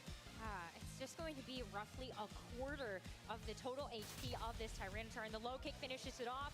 It's going to be a 1v1. Oh, yeah. Oh, my God. Yeah, Wolf is winning this. That is going to be a win for Tyranitar. Yeah, I think regular Tyranitar really proving how powerful it can be here. Genuinely, I did not expect Wolf to win that. I thought it was a Hirofumi in match 1. That's kind of wild, I'm not even gonna lie. Hirofumi was definitely like a wall in that game. So basically, right? His damage was mainly coming from Blastoise clicking Water Spout, doing 30-40% here and there. So I think if yeah, that Water Spout was doing hella damage. I think the main issue is that you kind of have to like prioritize big hitters when you're like doubling in. Ended up going for a Dark Pulse instead. It took so much damage that it was only around 10% left. Yeah. That maybe if that had been a Dark Pulse, that could have been a potential knockout, I think, into this. Yeah, no, that's wild. Yeah, exactly. Yeah, I think that is a really good point, and I think what's really tough for Hirofumi here is like kind of threading the needle of dealing with Staraptor at any given point, because Staraptor was a huge threat in the early game, but then of course the win condition in the that is true. Being Tyranitar, right? So Hirofumi actually has plenty of tools to deal with Tyranitar. For example, if you are able to get it out earlier on the field, and Sinistcha hasn't taken a lot of damage. Sinistcha is insanely good into Tyranitar after Intimidate, right? Because you're able to heal back up with Machigacha. You can run in a burn as well. So Hirofumi's team has the tools. The question is, do you want to lean into Blastoise again? Delphox is something like can come out, but I feel like Sneasler is gonna come out for this next one. Right? That is part of the reason why Tyranitar is not gonna lie. Excadrill wouldn't be a great thing for the Delphox to see either, but as you called out before we even got into the match, there's no Rock Slide on it. But you would still have to worry a little bit about actually taking just like in general some damage here from the Excadrill. It can be very fast as well. That's something you're gonna have to think about oppressing, but I feel like you're right. I wonder maybe Sneasler, do you actually think about still bringing the Blastoise and just switch it up and just bring Sneasler over Incineroar? Yeah, I think Sneasler's damage output and that Focus Sash means even getting one big close combat with it can be a really big deal. So it's probably the first adaptation I'm looking towards on Hirafumi's end, but could be Delphox as a switch up. And Delphox and Incineroar this time. Okay. So intriguing. If it's this, my expectation would be a Sneasler in the back, right, to potentially close combat Tyranitar. We'll have to see. But either way, the Delphox... Okay, I feel a turn 1 Heat Wave. Can Golden Go survive a Heat Wave? Often it will be able to, and this is Life Orb Golden Go. Then you can Shadow Ball in return, and that would be a huge knockout. Intimidate's obviously pretty valuable into Tyranitar, but I think Hirafumi maybe hoping to see Staraptor here, right? If it's a Staraptor-based lead, I think Delphox feels stronger, but Wolf mixes it up with Tyranitar Golden Go. Delphox is in kind of an awkward position right now. Because you don't necessarily, like, timing of the Mega Evolution is also incredibly important. So is this something where you say, I want to Mega Evolve the Delphox now, or do I actually want to try to switch it out and call something in like a Sinistra or even possibly a King Gambit that might be able to take these attacks a little better? Yeah, I think there's so many plays that can happen from both ends right now. Oh. It's just Heat Wave, and there's Mega Mega Oh. Evolution. So Rose, I think that probably means there's a Blastoise potentially in the back. That also, by the way, could have been Helping Hand on Incineroar. It's not going to be the Helping Hand, so Shadow Ball just comes out immediately. Maybe it's a parting shot for Okay, Hirafumi interesting. for Golden Go protecting that turn. Or a Flare Blitz. It would just be a knockout immediately onto the Golden Go. We would trade blow for blow here in an explosive turn number 1, but it is just going to be the parting shot to help reduce the damage output of this Tyranitar even further. I love this, though. This is one of the, I think, most exciting things about the World Championships this year, which is dual Mega teams bringing both Megas and flexing it, right? And so it's going to be a single target Rock Slide here. It actually does decent damage at -2, right? Every little bit of damage on a Water Spout Blastoise really makes a big difference. My question now is, what is Hirafumi's fourth Pokemon? It is Sinistra. So Hirafumi says, look, I think I can flex my Mega Evolution, and I also think now he's in a really good position with Blastoise, right? Obviously just threatened with an... Yeah, this definitely... I want to say this is a better position. Pokemon to be able to take that. Golden Go is low enough that I feel like that might end up being a knockout if this Blastoise can actually stay at this HP level. But then, yeah, what you bring in to take the Water Spout if you want to actually preserve the Tyranitar and shed those attack drops? Yeah, I think the safe play for Wolf is probably switch Tyranitar into Whimsicott, because the Whimsicott then has Encore pressure in the following turn, and then Shadow Ball into Sinistra, or Shadow Ball into Blastoise just to guarantee that you get a lot of damage into it, because I think Sinistra protecting or switching into Incineroar is the most logical. Yeah, no, that was a crazy first turn with Delphox. I'm not even gonna lie. Raptor in the back from Wolf's end right now, so it's gonna be Sinistra actually switching out first into the Incineroar. Okay, Incineroar at least put the fake out on the table for the following turn and kind of ensures that this Tyranitar's got to get out of there, but there's no other switches on the table. It's just going to be the Blastoise Mega evolving, and both of these Pokemon being on the receiving end of a potential Water Spout. You do also have the Dark Pulse if you want to try to guarantee the damage into the Golden Go, but the Golden Go moves first.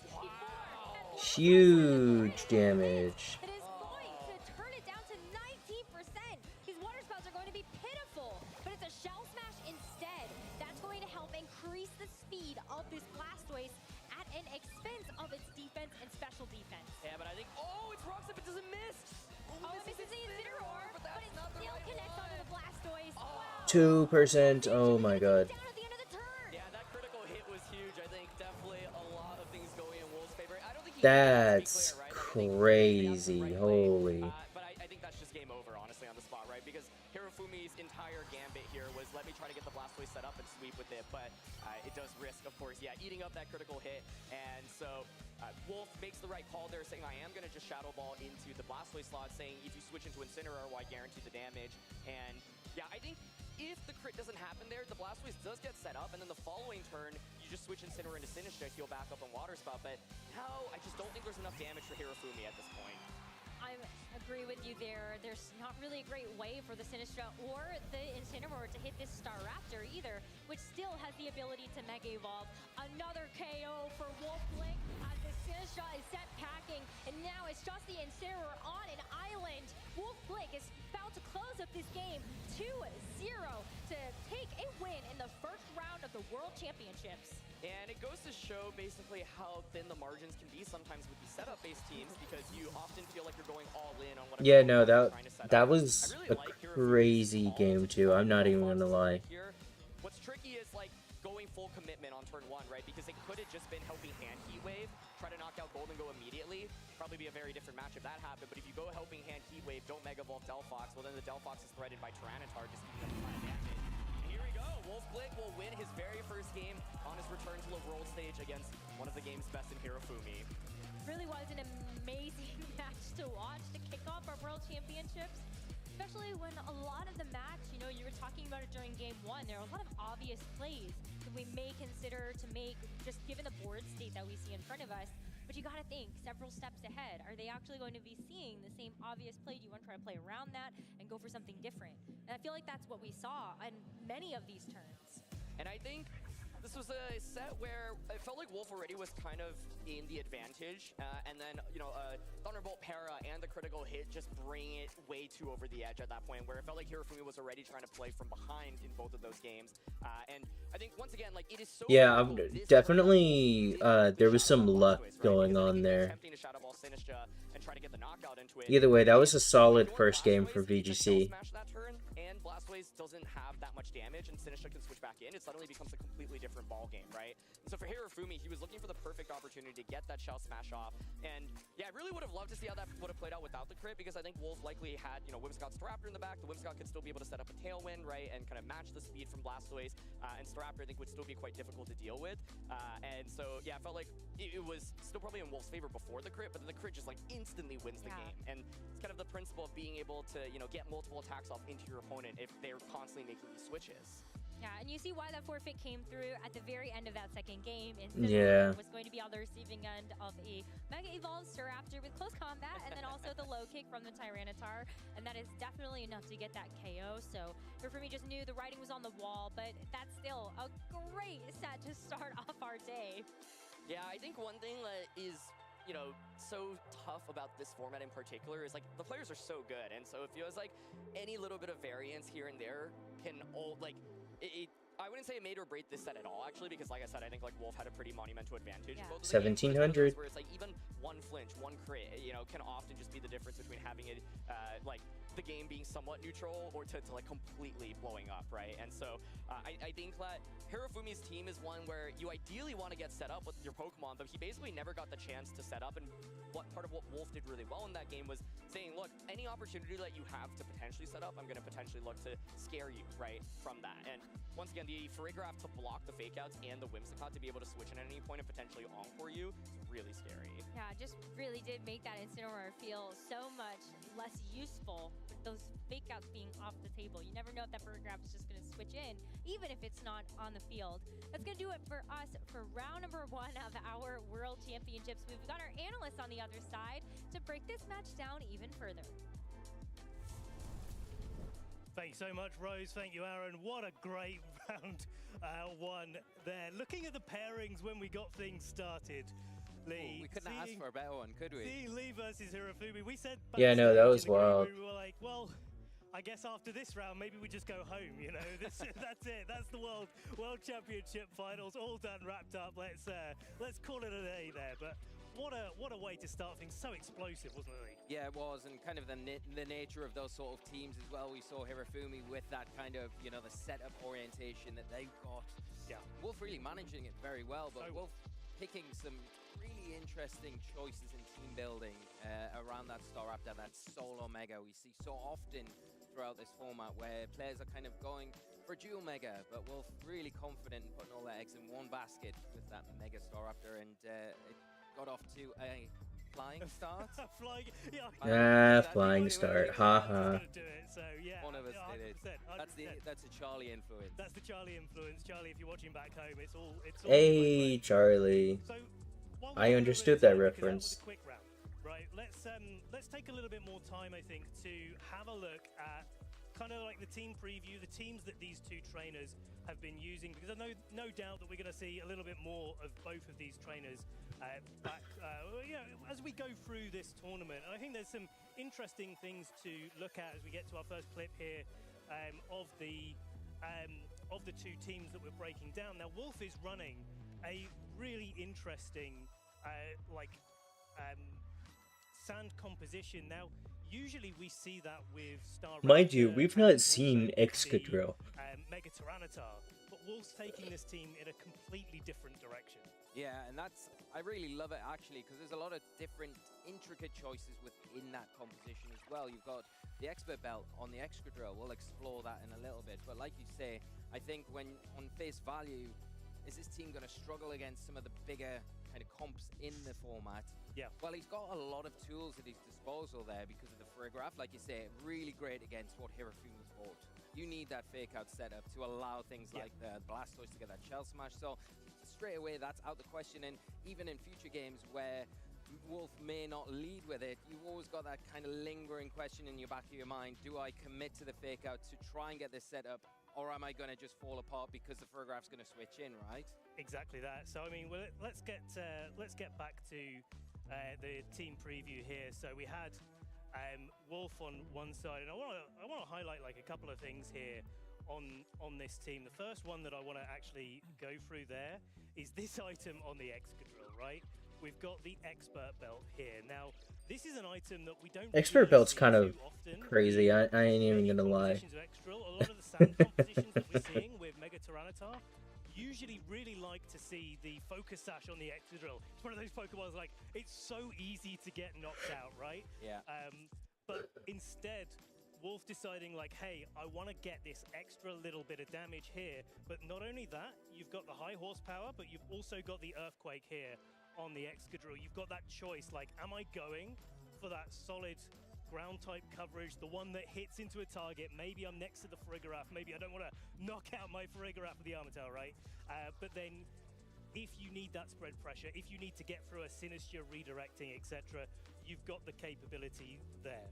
I also really like it as well because of the popularity of something like Wide Guard that we now see. And, you know, when players are bringing Charizard a lot of the time, one of the biggest threats to that is those spread damage, and namely Rock Slide. So having ways, although this isn't really against the Charizard and so much, so it gets around Wide Guard essentially and giving the Excadrill a lot more flexibility to take advantage of the turns that it's got the sand on the field, because we know weather is so dominant and you've really got to take advantage of the terrain when it's in play. I wonder if we will see some terrain setters. I mean, we only have Mega Raichu Y. But it would still be kind of cool to see electric terrain somewhere out there. Is a really big factor in that. So I think there's a good deal of influence there coming out here from Wolf. But you've also got some smaller things, like you've got the Timid on the Golden Go, making sure in those Golden Go mirrors that you're maybe as fast as possible to be able to outspeed them. But also, you've got this Tailwind on the Staraptor as well. And that Tailwind is so important for making sure this team is set up. Not only with the Whimsicott if you want to go for it, but if you're in a matchup, and there's not that many of them, but there are some where you're like, hey, I really can't bring Whimsicott into this matchup, or I don't want to bring it into the matchup. Actually, you've got an option for speed control there with the Staraptor as well. So I really think this is a great like showcase of how to build these sand compositions a little bit differently. Yeah, and I want to point out as well, the Focus Sash on the Whimsicott here is a common item on Whimsicott, but it feels a little bit counterproductive in a sand composition. Yeah, kind of. Because the sand kind of self-breaks the Focus Sash, but Wolf making a very big judgment call here, because I think a lot of the time the Whimsicott is probably going to be one of those Pokemon that comes out before the sand comes out, and it's there primarily to support probably the Goldingo with the Tailwind and that Staraptor, more importantly with that Charm. And then you've got the disruption with the Encore as well, and that security blanket of the Focus Sash in the scenarios. Making sure you got the early game sorted. Yeah, exactly. I really love it, because a lot of the time when you're probably putting the pieces of this together, you think, oh, I can't put the Focus Sash there because I've got the sand. That's going to be, a real detriment to my own game plan. But I think Wolf smart enough to play that exactly how he needs to at the right times. But I think that's got to be the other part of the puzzle about why this Tyranitar is a Chocoberry. Instead of being a Mega. You're not actually relying as much on the Tyranitar. We saw that in the game 1 with Hirafumi, right? The Tyranitar came out right at the end when the Blastoise was already knocked out from Hirafumi's side. And having that being non-Mega put so much more focus on the Staraptor being the mega of choice, and that's what makes the focus sash. Yeah, it's definitely a strat. I don't know if it's a good strat, but it is definitely a strat. And you can see the picture of how this team has been built up. But let's go over to Hirofumi with his team, and I think this is one of the teams that we've really got to be looking forward to seeing quite a lot this weekend. It's a team that's got a lot of popularity, certainly in the Japanese community, but also the wider community has picked up this combination of setup with the Blastoise, setup with the Delphox, and setup with the King Gambit. And then you've got the Incineroar, the Sinistcha, and the Sneasler going for their supportive options. You've got the Fake Out, you've got the Ring, you've got the Parting Shot, you've got the pivoting action going on. And so this team is really all about protecting well, I was going to say protecting the kids, but protecting the King Gambit here, where you've got the Shell Smash, you've got the Nasty Plot, and you've got the Swords Dance, and you get to pick as the player. Like, King Gambit can come to all the games. Like, it's a King Gambit in this format. It's one of those, you know, Pokemon that you can Don't mind me, I'm just stretching real quick. But then you've got that choice of, like, do you want to play the Blastoise? Do you want to play the Delphox? That's what makes it so difficult for opponents. You get that decision wrong in team preview, well, games can fall apart pretty quickly just because of that support. Okay. The Incineroar and the Sinistcha, and even the King Gambit to a certain extent, offer the rest of the team those set of primary Pokemon, the Blastoise and Delphox. But you don't need to always go down that route. I think Hirofumi in Game 1 was very good in being able to condition Wolf into a lot of scenarios where we saw that double knockout with the Staraptor going into the King Gambit. It didn't switch.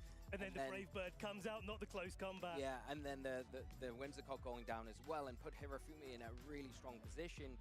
Look, for Wolf, really smartly bringing the Tyranitar at the right time. Yeah. It was to close the game up, but it can operate in those scenarios as well. Just having the threat of that setup can make your opponent act in a different way to what they would probably want to optimize their play in that scenario, you know? Yeah. And then you've got the smaller things. We saw it in the match, right? You've got the Shell Smash on the Blastoise, right? That's getting the speed set up, but then you're swapping in the Sinistcha, recovering the health. If you get the Blastoise set up, even if it's at half, it's still going to be doing lots of damage, putting loads of pressure onto your opponent's side of the field and really allowing you to control the match. What I loved, and I really want to shout this out for Hirofumi, such a great adaptation in Game 2 of the match that we just saw versus Wolf, where it was like, psych, Delphox, no, that's not the Mega that I'm bringing. Going for the Heat Wave, getting some damage on the board. Yeah, that was definitely a play. I was fully expecting Delphox to Mega and just Heat Wave and just go brrrr. The critical hit on the Golden Ghost, sometimes it happens, you know, these things. Wolf played a really great game. He played the right turn. It really shut down the Blastoise on that turn. But actually, like, there was this game plan, right? If the critical hit didn't happen, Blastoise at half, 2+ Shell Smash, like, it's definitely something that could have brought Hirofumi maybe back into the game. Especially with the Sinistcha in the back that could come in, top the health of that Blastoise up a little bit further, you know, and then it's going to be getting the jump on everything on Wolf's side. We know the remaining Pokemon that they had. So, yeah, it would have been, like Aaron said, really great to see how that would have played out and what Wolf would have done to kind of counteract the threat that Blastoise had become, because Hirofumi had put themselves into that fantastic position. So this team is definitely something at home that you're going to want to watch out for as we go through the tournament. Absolutely fantastic. I'm sure we'll see a little bit more action from Hirofumi. He's lost round 1, but he's certainly not out of the tournament, and Wolf definitely on the right path going into round 2. Now let's have a look, Lee, at what Pokemon people are bringing this weekend, and if it's no surprise, King Gambit, Charizard, Incineroar there, sitting at our first, second, and third position. Yeah, fair. Big 6 there, representing very well there in the usage stats, but yeah, that 52% on the King Gambit, no surprise. It is, I would arguably say, between that, Charizard, and Basculegion, probably the 3 strongest Pokemon in the format that we've got access to. Very surprising that the usage stats are like this day 1. I'm really looking forward to see how this transitions going into Game 2. What changes we see? Is there anything that's standing out to you that's really a bit of a surprise? I say the Venusaur is a lot higher, but coming into the World Championships here, we've seen a lot of that Sun Rain kind of composition. Pick up a lot of usage, a lot of success. So the Venusaur there plays a really good role against a lot of the kind of common stuff that we see. I think this tells quite a good story about what the metagame really looks like. You've got the couple of fire types up at the top. You've got a couple of dark types in King Gambit and Incineroar there being a useful type. You've got that little cluster of fairy type Pokemon at 6, 9, and 10. The nice best fairy type Pokemon in the format. Players are really trying to focus in on and deciding which one of those, or which two of those, in the case of Floette and Whimsicott, that they really want to be bringing to the event.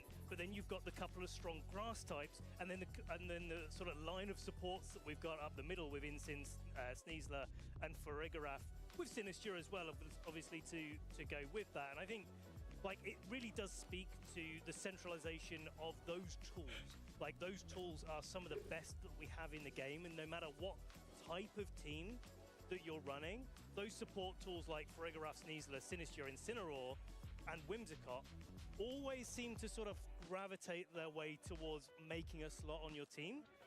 And so I'm not surprised to see those ones getting a real lot of usage. Surprised maybe actually to see Venusaur as low as it is there, where like a lot of the Charizard teams do focus, a lot of the variants of Charizard teams do focus on having Venusaur with them. So like this shift that we've had in like the quote big six kind of archetype, moving like in the Venusaur direction slowly but steadily over the course of the format. But then yeah, fair. Players saying, hey, maybe actually I want Incineroar instead, or maybe I want to like go down the Floette Whimsicott route and try to set up with my Floette, or I just throw a Light of Ruin in there for good measure. Yeah, and another thing to point out, I think Incineroar's kind of rise as well.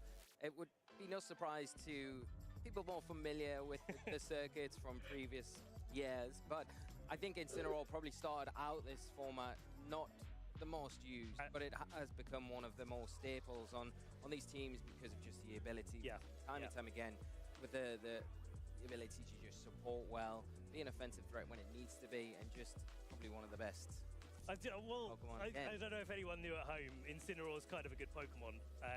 It took us a while to figure out, I feel like when we started, this was like the most difficult time, certainly starting in MA, but even in the transition to MB is like, this is the most difficult time Incineroar's ever had. And didn't know if you know, but Incineroar is kind of good, you know, I'm just saying. Congratulations on continuing to be like the best Pokemon that we've ever had in the game. Right, should we have a look at the Megas, Lee? Let's have a look and see what this distribution is looking like.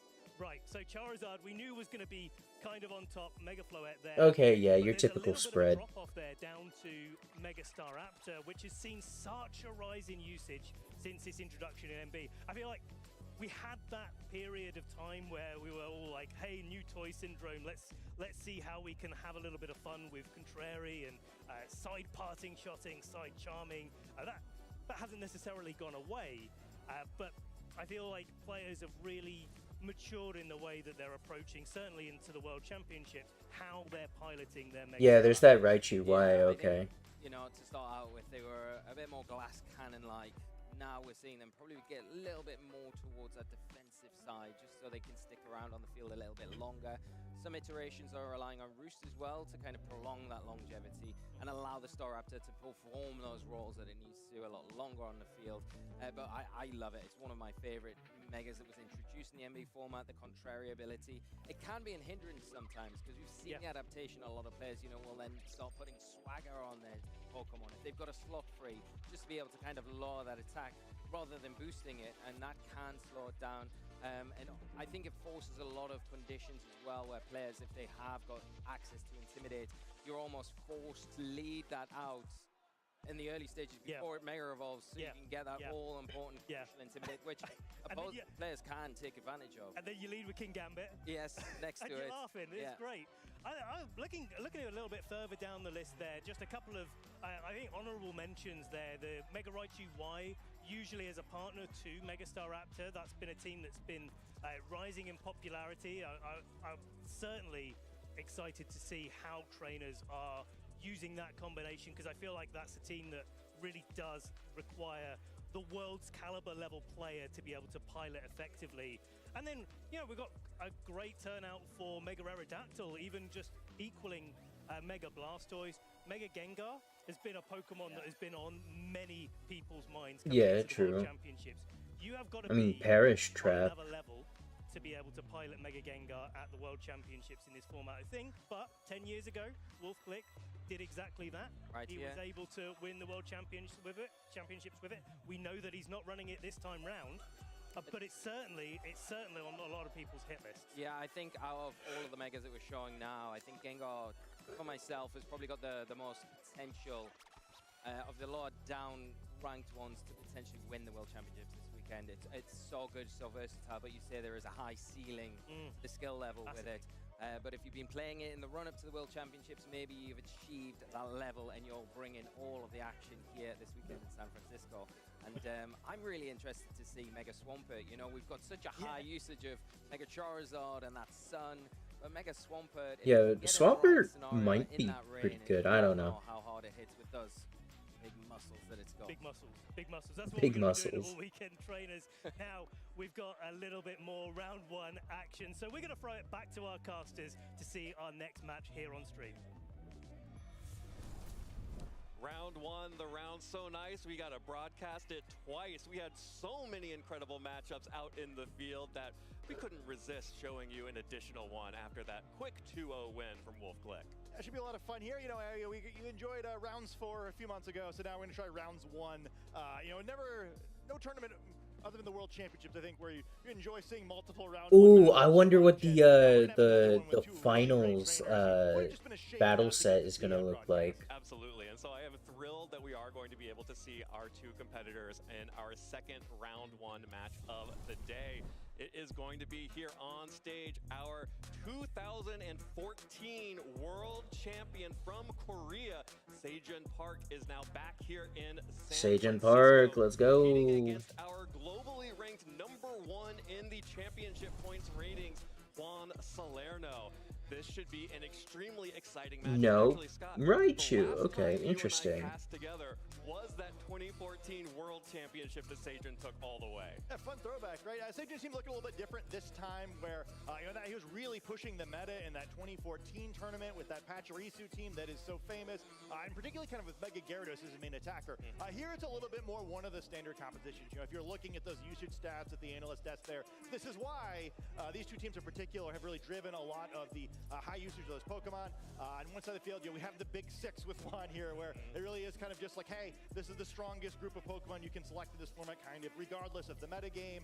We've seen this at the beginning of Regulation MA, and it really hasn't fallen off much at all. Other side of the field, you kind of see maybe the MB version of this, even though it's also only using Pokemon from MA, kind of the evolution of what we saw Wolf Glick use at the NAIC tournament, where that Toxapex is still a factor here. But, No, yeah, Toxapex, I remember that. into this roster, really important on these Charizard teams now, where part of why it's jumped up in usage so much is that, you know, it complements the Charizard, allows the Charizard to run a few different moves. I believe this one, like most of the Charizards we see alongside Venusaur, gets to run that ancient power move that we didn't really see in MA at all, with Venusaur's like, hey, you know, I'm the grass type first partner Pokemon, I'll handle the grass type attacking. Charizard, you go do something else. Yeah, did y'all know Charizard actually got a rock type attack? Turns out Charizard can beat opposing Charizard with that ancient power, and if you get a boost to all of your stats, oh, well, that's just the cherry on top here. And here we go, heading into our first game in our second round 1. Yeah. Should be a lot of fun there. Yeah. Hopefully we'll have as much fun as this game as that Walrein did. So we see this team here. Yeah, this is kind of just the expected version of this competition. Very powerful. Where did Walrein come from? Standing out is something that we don't see as commonly with that interesting dark type attack choice, but the rest of this is pretty much what we're expecting. Venusaur going to have that focus sash item. Sometimes you do see Life Orb instead, though it's a little bit harder to fit on this version of the team because you didn't argue for that Garchomp. It's something that we've seen a lot on Garchomp, where in the previous regulation we more frequently saw defensive items or the Choice Scarf, which does still show up some. On this particular version of the team, it's on Vascular Legion instead, so you know, only so many great items to go around. Kind of have to distribute in all these great Pokemon. Yeah, well, Garchomp is always happy to hold that Life Orb and get that extra boost to its damage. Also important to note here, because that Charizard has ancient power, the rock type coverage is being covered by Charizard, which opens up Garchomp to use both of its ground type attacks here in Earthquake for multi-target damage and Stomping Tantrums so you aren't dealing super effective damage to Pokemon next to Garchomp like that Toxapex or Incineroar. Yeah, it's really big on this team where you'd love to use Earthquake, right? I think especially when you have the combination of Garchomp and Charizard on your team, just being able to threaten that big Heat Wave and that big Earthquake is so powerful. It really forces your opponent to respect that combination of Pokemon. But the rest of his team is terrible next to Earthquake, right? The other 4 Pokemon are all hit by it. 2 of them are weak against it. You really don't want to be whacking your own partners unnecessarily. Yeah. Having the option of that is really nice. And again, yeah, like you said, you see the combination of these Pokemon allowing Seijin and all the other trainers playing this archetype to drop some of their coverage moves. Speaking of an Ancient Power as well, one thing to keep in mind, times weak against Rock type attacks. Charizard, great special attacking Pokemon. Surely that's a one-shot in opposing Charizards. It can be if you've got a truly fast and frail Charizard, but typically you're going to see that do about 80 to 90% to opposing Charizard. So pretty much any chip damage going to be enough to put it in that Ancient Power range, but you're not just going to see the trainers full sending that in turn 1 very often. But even like a Heat Wave is enough to easily put an opposing Charizard in range of that Ancient Power. So a kind of fun cat and mouse where you do want to get a little chip in there before you try to pick up the knockout. Yeah, some chip damage from the Heat Wave, also chip damage and a trap from the Toxapex with that Infestation or Toxic. So be on the lookout for what Pokemon, if Seijin decides to bring the Toxapex, which Pokemon is Seijin trying to trap in with the Toxapex and whatever the partner Pokemon is. Yeah, well, lots of powerful Pokemon on this other side of the field. You see the trainers exchanging their team sheets here, and we'll see the Big Six. The Big Six. Yeah, this is the team you have to have a matchup into in this tournament. Yeah, we struggle to define what Big Six is. There's approximately Big 60 Pokemon that could be in it, but I think this is the real Big 60. the Pokemon that we consider kind of the strongest combination of Pokemon in the previous regulation. And they haven't needed to change things too much in this format. You'll see the Life Orb appearing on this team, but otherwise it's the team you could have just assembled in the previous regulation. You would have looked really good doing. Interesting Absolutely. bunch. And again, the Ancient Power on this Charizard as well. So Juan has also opted to forego any grass type coverage, which does help very much into the Charizard mirror, which when we saw those Charizard usage stats at over 40%, looks pretty good. Swampert only at about 9%. Yeah, maybe that's just a matchup you choose to throw away. I think the one Pokemon it tends to be really good on that we see more frequently is that Basculegion that we saw near the top of the usage stat. So it's going to be a little bit more difficult for Charizard to deal with that, but you really don't want to play that matchup more than you have to anyway.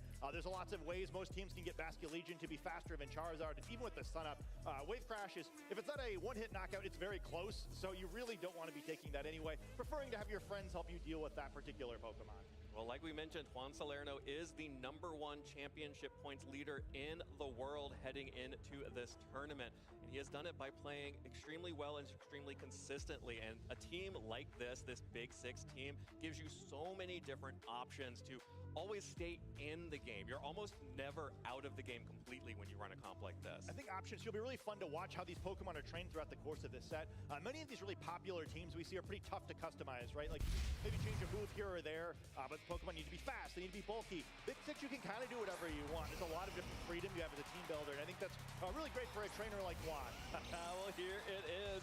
The classic lead pairing, the Dragon-type Garchomps against the Fire-type, not Dragon Charizards. But like you mentioned, you like this lead because you always immediately threaten Earthquake and Heat Wave into your opponents, but not so strong into the opposing Charizard Garchomp. Yeah, fun matchup here. 3 of the 4. I mean, if they could get Heat Wave burn, that'd be good for the opposing. Rockslide will not chip the Charizard, it will probably just knock it out. Yep. But either way, going to have to play very cautiously on this turn. Perhaps both sides hoping their opponents would leave something else, where you're a little bit awkward here, where it covers everything except for the mirror lead pretty well. Well, and you have to look at the Garchomp in this mirror. Of course, Seijin will be running the Life Orb Garchomp versus Juan running the Citrus Berry Garchomp, as both of the Charizard will go ahead and protect themselves right away. Here's the Dragon Claw. The Life Orb deals good damage to the Garchomp, but because this is the bulkier Citrus Berry Garchomp, it is able to hang on with just a sliver of health here. It will be able to Good lord. and take some additional. The Garchomp is chunky. And fire back with a Dragon Claw of its own, just barely missing out on that KO. Yeah, potentially some very interesting training there. This is the matchup that usually use Citrus Berry Garchomp for. That's kind of the whole point, right? You tank the Dragon Claw, you heal back up, and then usually you do enough damage in return to pick up that knockout. This Garchomp trained in a way where perhaps that doesn't happen, and allows this Garchomp to stay on the field and be the quickest Pokemon remaining. So threatening a lot of damage in this turn. That's a really nice trade for Seijin. Maybe you get a little bit of a trap for Juan, who probably expected that to be a knockout. Absolutely. Definitely expect that to be a knockout if you are running that Citrus Berry Garchomp. Like you mentioned, that is why you run that set. Juan will go ahead and retreat in favor of the Whimsicott now. So Charizard switches out for Whimsicott, hoping to tank a Dragon Claw on the switch-in.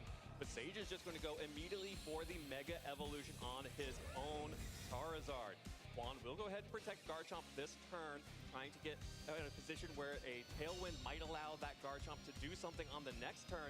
But Sajins is not falling for anything here. The Garchomp fires off an Earthquake, connects onto the Whimsicott. That will go ahead and break the Focus Sash. Garchomp will trade itself because of that Life Orb recoil, but you are happy to do so long as you can land a hit into this Whimsicott. Ancient Power, actually the choice, just in case it stated, a critical hit into Whimsicott, but not enough to pick up the KO. Okay. So Juan does at least get Whimsicott next to Garchomp to threaten Tailwind.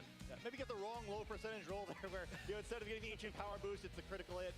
Critical hit not going to matter too much there, but and there's a knockout kind of going the wrong direction with the Garchomp picking up a knockout but knocking himself in the way. Allowing Sajin to get a free switch here. I think if you could pick up the knockout, the Whimsicott's looking really good where you can bring in something like Venusaur or Basculegion and threaten the speed advantage, but because that option isn't available with the Whimsicott, almost certainly about to use a Tailwind there, especially with the Garchomp having blown his Protect already. Instead, it's the Incineroar going to come in, and it does a bunch of interesting things here, right? Actually threatening a knockout probably with the fake out and the Whimsicott because of the critical hit in the previous turn, so maybe not so relevant after all. Intimidating that Garchomp, where now the Charizard probably can survive an attack from it, and really improving this position for Sajin a little bit. So down in the Pokemon count, but especially both these Pokemon weakened so much, still in a pretty good position. And even better, Garchomp went for a Protect last turn from Juan's side, which means that Garchomp is extremely vulnerable to a fake out and taking damage from the Charizard. Either a Heat Wave or a Weather Ball into that slot would be enough to pick up the KO onto Garchomp. Whimsicott does have the option to go for a Protect, so it's not safe to fake out into that slot, but Garchomp's wide open here. Yeah, maybe just giving this up, you're feeling, okay, well, I can't afford to give up both these Pokemon for free, even for a Tailwind. Garchomp going for the double, not going to get it, so probably going to be lights out for Garchomp. Yeah, you got to go for that one if you're Ooh, Weather Ball, okay. in the back to switch into this Weather Ball, and there it is. Sajin will go ahead and even up the Pokemon score. Honestly, kind of surprised that that wasn't like a Heat Wave to get rid of both of them. Oh, it was protected, okay. Potentially could have gotten away with a cheapy Tailwind if he wanted to, but a little bit too risky to go for it. Maybe trying to fish for a really aggressive switch into Basculegion or something, and why not, right? You know, that's almost certainly going to be a fake Protect anyway to, avoid any shenanigans there and giving up a free KO. So, hey, maybe you try and hit the home run. Well, here is the Charizard out on the field for Juan. Both of these Charizard are at full health, so neither is necessarily in that Ancient Power range. So both of these Pokemon should be able to tank a hit from the opposing Pokemon. Yeah, really interesting play for Juan now here, where, well, you could try to double up on the Charizard to pick up the knockout that way, but if you do, you're definitely giving up the opportunity to get Tailwind for the rest of the game. And are your remaining Pokemon capable of winning from that position? I think that'd be a risky play to go for. So, pretty precarious spot there with this low HP Whimsicott. You really do want to get that Tailwind up as late as possible. This is probably that window. Yeah, this may be the only window Juan has to set the Tailwind, which would most likely last for the remainder of the game here, as we are pretty deep into this game one. There's Tailwind coming up from Whimsicott, so Juan now has the speed advantage for the foreseeable future. There's the Ancient Power connecting onto Sajin's Charizard. Scott, the math is perfect. Charizard at 13% health, surviving that Ancient Power, firing back into Juan's. Again, perfect math. Charizard at 19%. But Incineroar does not need to spend time setting up the Tailwind, which means it gets to lash out into Charizard and pick up that last 20% of health. So now Juan has Tailwind, has the speed advantage, needs something big out of this last Pokemon. Yeah, and it's a little scary looking at this, right? Where if it's Basculegion, maybe the tight matchup is really good at least, but the sun is up. And critically, there aren't many Pokemon remaining on one side of the field that have spread attacks, right? Yeah. You really want to burn through this quickly, especially with Whimsicott also kind of on the brink of being knocked out. But it's not a super efficient way to close this game out. The only Pokemon remaining with spread type moves is that Floette, which you'd assume is not the final Pokemon. It is the King Gambit, now facing down two Okay, interesting. King Gambit facing down both the Charizard and the Incineroar, and actually Incineroar looking very good here. Very difficult for Juan to deal big damage to that Pokemon. Now Juan is running the 4-attack version of King Gambit, so does have access to low kick. But Incineroar with that Citrus Berry should be able to tank that pretty easily, even a low kick and a Boom Blast from the Whimsicott. But you have to get that Charizard off the field, otherwise you're just going to get blown up by a Weather Ball or a Heat Wave. Yeah. It's just a scary spot here too, where, you know, maybe you just full send, right? Like, okay, well, Charizard's gonna get knocked out, but I don't know if I need the Charizard, right? And if you attack with both Pokemon, there's going to be some fire type damage going the other direction. Well, there's the Moonblast into Charizard. Charizard will go down here, so Juan is going to even up the Pokemon count. Okay, that's good. Again, there's low kick coming out from Kingambit, dealing exactly 50% health to Incineroar, just pushing it over to that Citrus Berry amount, going to eat up and heal up as well. There is the Flare Blitz picking up the KO on to Whimsicott, and now it is just this Kingambit with no protect and only single target damage against 2 Pokemon on Sajan's side. That Incineroar will be able to pick up a KO with the Flare Blitz, but this is the worst possible Pokemon for Sajan to have in the back. Should Juan be able to get this Incineroar off the field somehow? Yeah, maybe there's some way he can get through this. Certainly, Toxapac's not going to be able to Toxic the Kingambit, going to have to only use the Infestation, but Incineroar doesn't get critical hit, and this is going to be a huge Flare Blitz the other direction.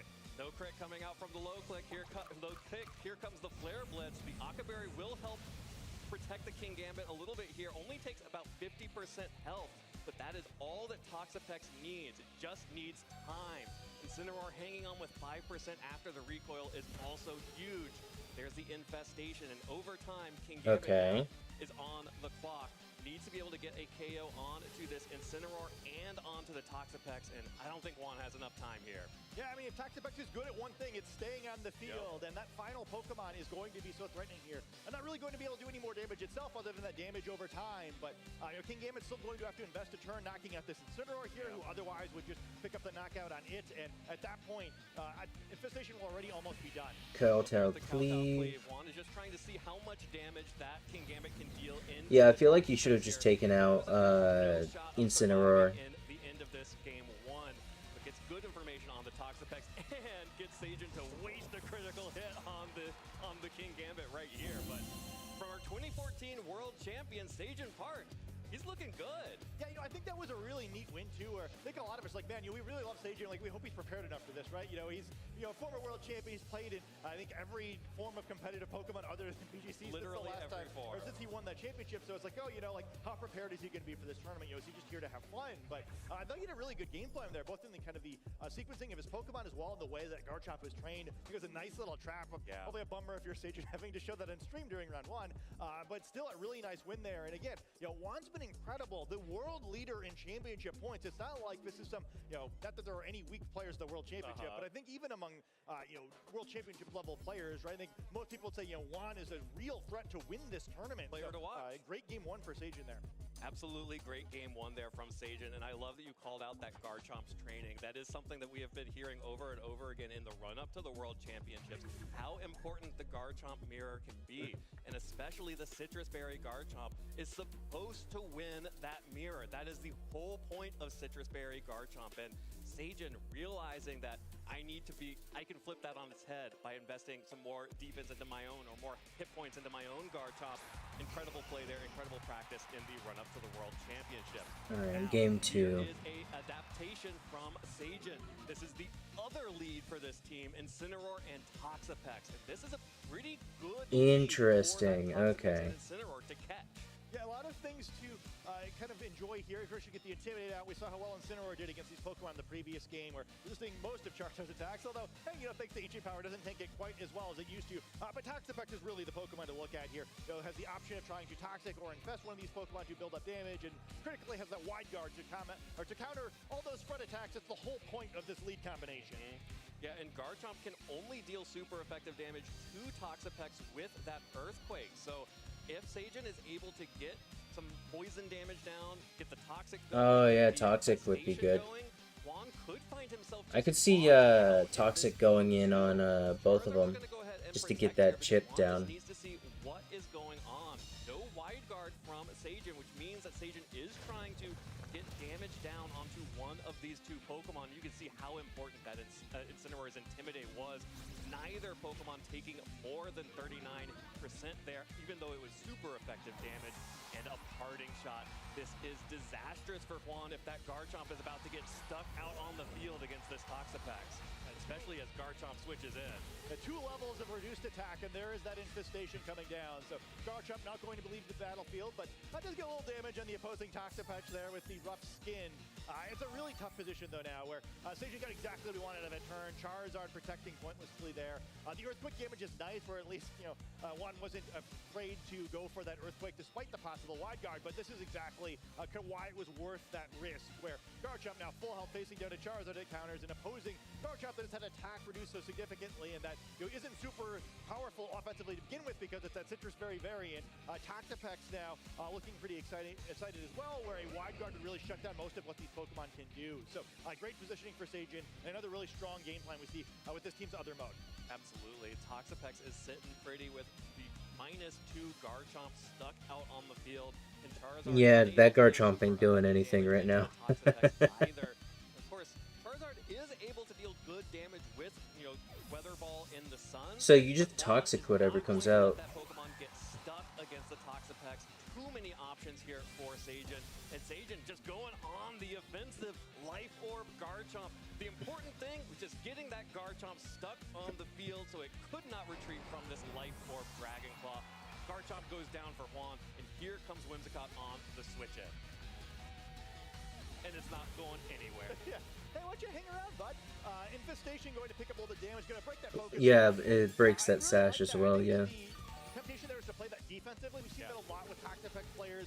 This Pokemon has picked up popularity over the previous few months. Like, all right, I'm going to lower some things attacks. I'm just going to play with it for a while, leave it on the field. And I really like this, where I think that would have been a great counter to a more defensive play. Whimsicott switches in on a Baneful Bunker from the Toxapex, gets the Encore in the previous turn, and then who's trapped with who at that point? Instead, picking up the knockout there on the opposing Garchomp, which I think is also kind of just clever. It's like, hey, well, you just barely survived the Dragon Claw, so all I need is this little bit of chip.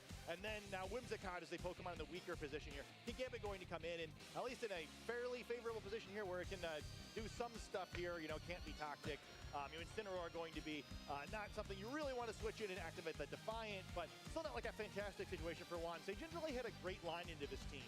Now on the plus I think you stomping Tantrum into Kingambit. Whimsicott threatens super effective damage onto Garchomp with this Moonblast. Oh, wow. Pick up the KO though, needed to double target and finish it off with a Sucker Punch. Instead, that just means Garchomp gets to fire off a Stomping Tantrum into Kingambit. Down to 23% hit points. Garchomp will go down to the recoil, but you trade that every single day at the World Championships. And now, that's going to mean that Kingambit firing off a Kowtow Cleave into Toxapex. You cannot KO this Pokemon. And now both the Kingambit and Whimsicott are trapped on the field. And Seijun gets to pick which Pokemon do I want to face off against these two, because I know they ain't going nowhere. Yeah, it's a really tough position out here. The Kingambit is kind of taking just enough damage to another one where, assuming Seijun has run the math on this, it's a really nice bit of damage where Infestation will pick up the knockout. Definitely some interesting strats with Infestation, I want to say. If you don't want to do that, you can bring in anything else that has Protect. Just double Protect, it's going to go down anyway. You do have to deal with in that situation then the Whimsicott would be threatening in Encore on the subsequent turn, but you'd also know all of your opponent's remaining Pokemon and be able to kind of figure out your game plan from there. So Charizard going to come in here, probably going to be Protect, although it doesn't have to be. Doesn't have to. Or you could just try to pick up the Whimsicott instead. Kingambit will go down either way. I would assume probably what, like Heat Wave, just to get rid of both of them. All the Pokemon that Seijun brought, so can at least start forming his plans for the end of this game. But Seijun has a very nice advantage for himself, some really masterful Toxapex play, as we see it a little bit more aggressively positioned than we saw in the previous couple of tournaments. Yeah, and that's what's so important for players who are using Toxapex, is not to get trapped in that defensive mindset. You have to go on the offensive, otherwise Toxapex just sits there while all of its friends faint and get knocked out. Instead, Seijun going on the offensive with both the Toxapex and now bringing out the Charizard here to pick up KOs onto both Kingambit and Whimsicott. Seijun will go ahead and Baneful protect Bunker. that Toxapex this time around while Whimsicott protects itself. Kingambit Okay. on its way out is going to fire God a Sucker Punch. damn. Deals a lot of damage to Charizard, brings it down to 33% hit points as the Kingambit now will go down to that Infestation. So, you know, lots of damage where we see the trade-off of not going for the protect, where Charizard not being threatened by an Encore in the previous turn, but it could be potentially threatened by an attack from one of the other Pokemon. Kingambit to go down. I think the positive of what Seijin did is, you know, just like us, he can see all the Pokemon in Team Preview, right? And again, much like the previous game, it's not very likely that Flowette is that final Pokemon. If it is instead, you know, yeah, we did already see the Charizard at the lead, so... Sorry, yeah. So, not the flip. Either way, it's Charizard. That's why the button's a different color. So anyway, the Charizard on Seijin's side of the field, you know, it's great and all there, but with the combination of a Tailwind and an Ancient Power, it's not like a super great position anyway where you're likely to take a lot of damage. Instead, the Incineroar are going to wind up in a very similar position to what we saw in the previous game, most likely, where going to come in and going to have to take out this Charizard. So I don't think this game's over yet. The damage is pretty important on the Charizard, where it would have been an Ancient Power range anyway. You don't need the critical hit from the Sucker Punch for that, but it's actually so healthy now that like even a Fire type attack might be able to knock it out. There's not really any reason to go for one in that slot where you want to like risk getting wide guarded here probably, and you know, Incineroar would take more damage from Ancient Power as well. Yeah, and with the Baneful Bunker, Toxapex is at risk of being encored. However, Whimsicott can only do one thing at a time. It cannot both set Tailwind to allow Juan's Charizard to outspeed Seijin's Charizard and encore the Toxapex at once, which means that there are two options here. Without Tailwind, Charizard on Seijin's side can just pick up Juan's Charizard get the big damage with the Ancient Power, or should Juan go for the KO onto Charizard this turn, Toxapex can start spreading Toxics and Infestations to try and just chip down these Pokemon over time. Or Whimsicott could just go on the offensive with a Moonblast. Connects onto the Toxapex. Interesting. A little bit of damage here. Not very effective, but any little bit counts. There's the Weather Ball coming out from Seijin's Charizard. Connects on to Whimsicott, picks up the KO there. With Juan targeting down the Toxapex. I don't know why I did that. Opening it up for a Heat Wave to try to pick up a double KO. No, just going to be the Ancient Power into Toxapex, but you cannot KO this Pokemon. Toxapex hangs on and Toxics right back. I love this little guy. Yeah, it's a huge set for the Toxapex so far. That Toxic is almost going to end this one. You know, the Charizard can theoretically use spread moves to try to burn down these Pokemon before the Toxic is able to deplete all of its HP, but Toxapex says, hey, wait a second, you know, I will make you single target Pokemon with the Wide Guard most likely. I could protect first if it wanted to. You know, the protect on Charizard here, like, hey, you know, like, let's make this last as long as we can. Yep, and no risks need to be taken here from Seijin. Double protecting the Charizard and the Toxapex.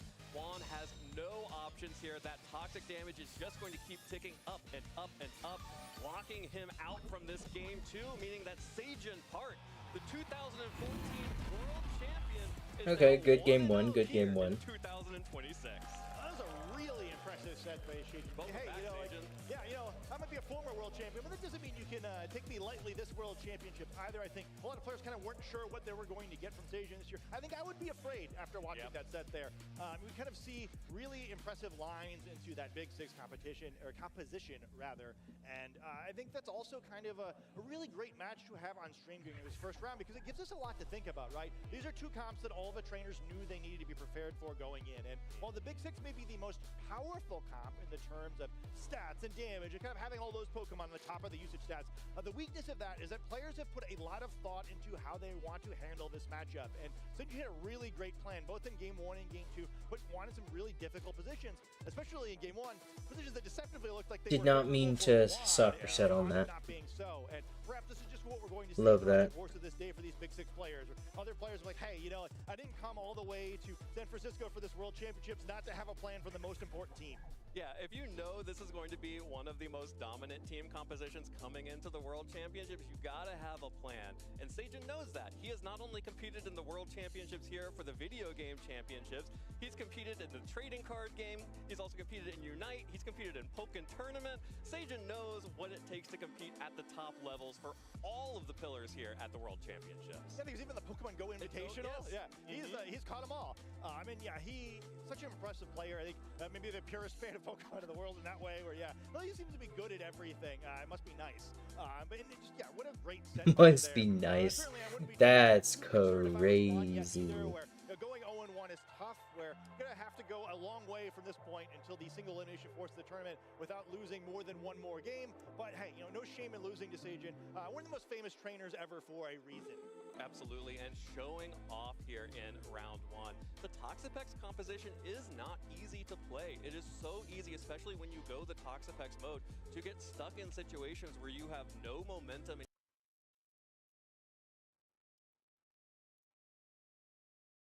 You have no pressure because you're just trying to set up those traps. And sometimes you whiff and you trap the wrong Pokemon in with you, but Sajin looked like he was in complete control of that second game from the jump.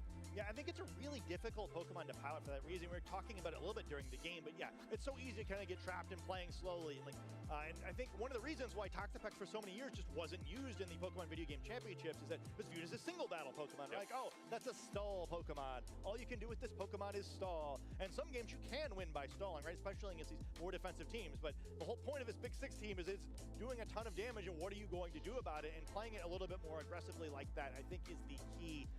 Being able to be flexible, really well-played game. And you know, I kind of expected to see a few more Toxapex in the tournament where we were looking over the teams all of the trainers were using. And I don't think Toxapex is really the sort of Pokemon that ever is going to show up in like the top 12 most used Pokemon. But I think the Charizard, Venusaur, Incineroar combination is going to be very popular this weekend. And even though going into this tournament, that was the most popular version of the composition, many players did choose to opt to drop that Toxapex, go for something a little bit different, but worked out really well for Sajin. Absolutely, and I am so excited to hear from Sajin. Welcome back to the Video Game Championship, Sajin Park. Let's go ahead and toss it down to the stage to hear from the man himself. Thank you so much. I'm here with Sajin Parker, 2014 World Champion and Pachirisu lover extraordinaire. Sajin, congratulations on winning your round one. How does it feel? It's amazing. Thank you. I see you have Pachirisu with you, right near and dear to your heart. Everybody here loves Pachirisu as well, of course. You know, you've competed in Pokemon Go, Pokemon Unite, the TCG. How does it feel to be back playing in the Video Game Championship Series? Yeah, I played in a lot of other games and competed, but it's really happy to be back in VGC. And also, I've been really losing a lot on stream matches, but finally I can win in the stream, so yeah, it's feeling really great. Yeah, and I can't help but notice you're also running a very, what I would consider standard team for this meta. You know, what was your thinking coming into the tournament with what some would call the Big Six, you know, the big Pokemon to beat coming into this event? So, unfortunately, Pachirisu is not in the championship yet, so I cannot start building from there. So I tried a lot of things, but in this meta, I think the pretty standard team is always good to go. So yeah, that was my conclusion. Yeah, I mean, I'm certainly developers are watching, so I'm sure they heard the ask for Pachirisu just now. But you talk about the standard Pokemon, but the Ancient Power Charizard was certainly a twist that's coming into this event, and it came so much in handy in that matchup. What was your thinking in that positioning against Swan's own Charizard? So my Charizard is timid, so I can even outspeed their Garchomp and Charizard. So I was in the upper position in this mirror match against their Garchomp Charizard. So I had to position it well, and so yeah, it turned out really well. Yeah. Yeah, and that end game with the Whimsicott as well. Was there anything going through your mind when you locked in those moves? So they have a very limited way to KO. Oh, it looks like Twitch crashed just entirely. Okay. Garchomp, so I focus on targeting, getting rid of Garchomp on the board really quickly, so that worked. So after that, it was a really Toxapex game, yeah. A Toxapex game indeed. Sajin, it's been so great talking to you. Do you have any shout-outs you want to give to anybody who might be watching at home? So, really thank you a lot for cheering me from Korea and all the world. I'm really happy to be here and back in the VGC. So, yeah, I'll try my best to claim another champion trophy. So, thank you very much. Thank you very much as well. Best of luck this weekend in the competition. And let's go ahead and take a look at that matchup with our analyst, Ben Kiriakou, over in the Analyst Lounge. Thank you so much, Gabby, and thank you as well, of course, to Sajin getting his first win here in the World Championships. And of course, Ben, we're here for some battle breakdowns. Here joined with me is, of course, Rose. And what a great second round one that we've had here already. We had a great first round one, and we get another one to boot. I say the more matches, the merrier. So I'm I'm glad you volunteered for that, Rose, because you're going to be here all day, all night, going Okay, through all great. the battles that we've done. That's great.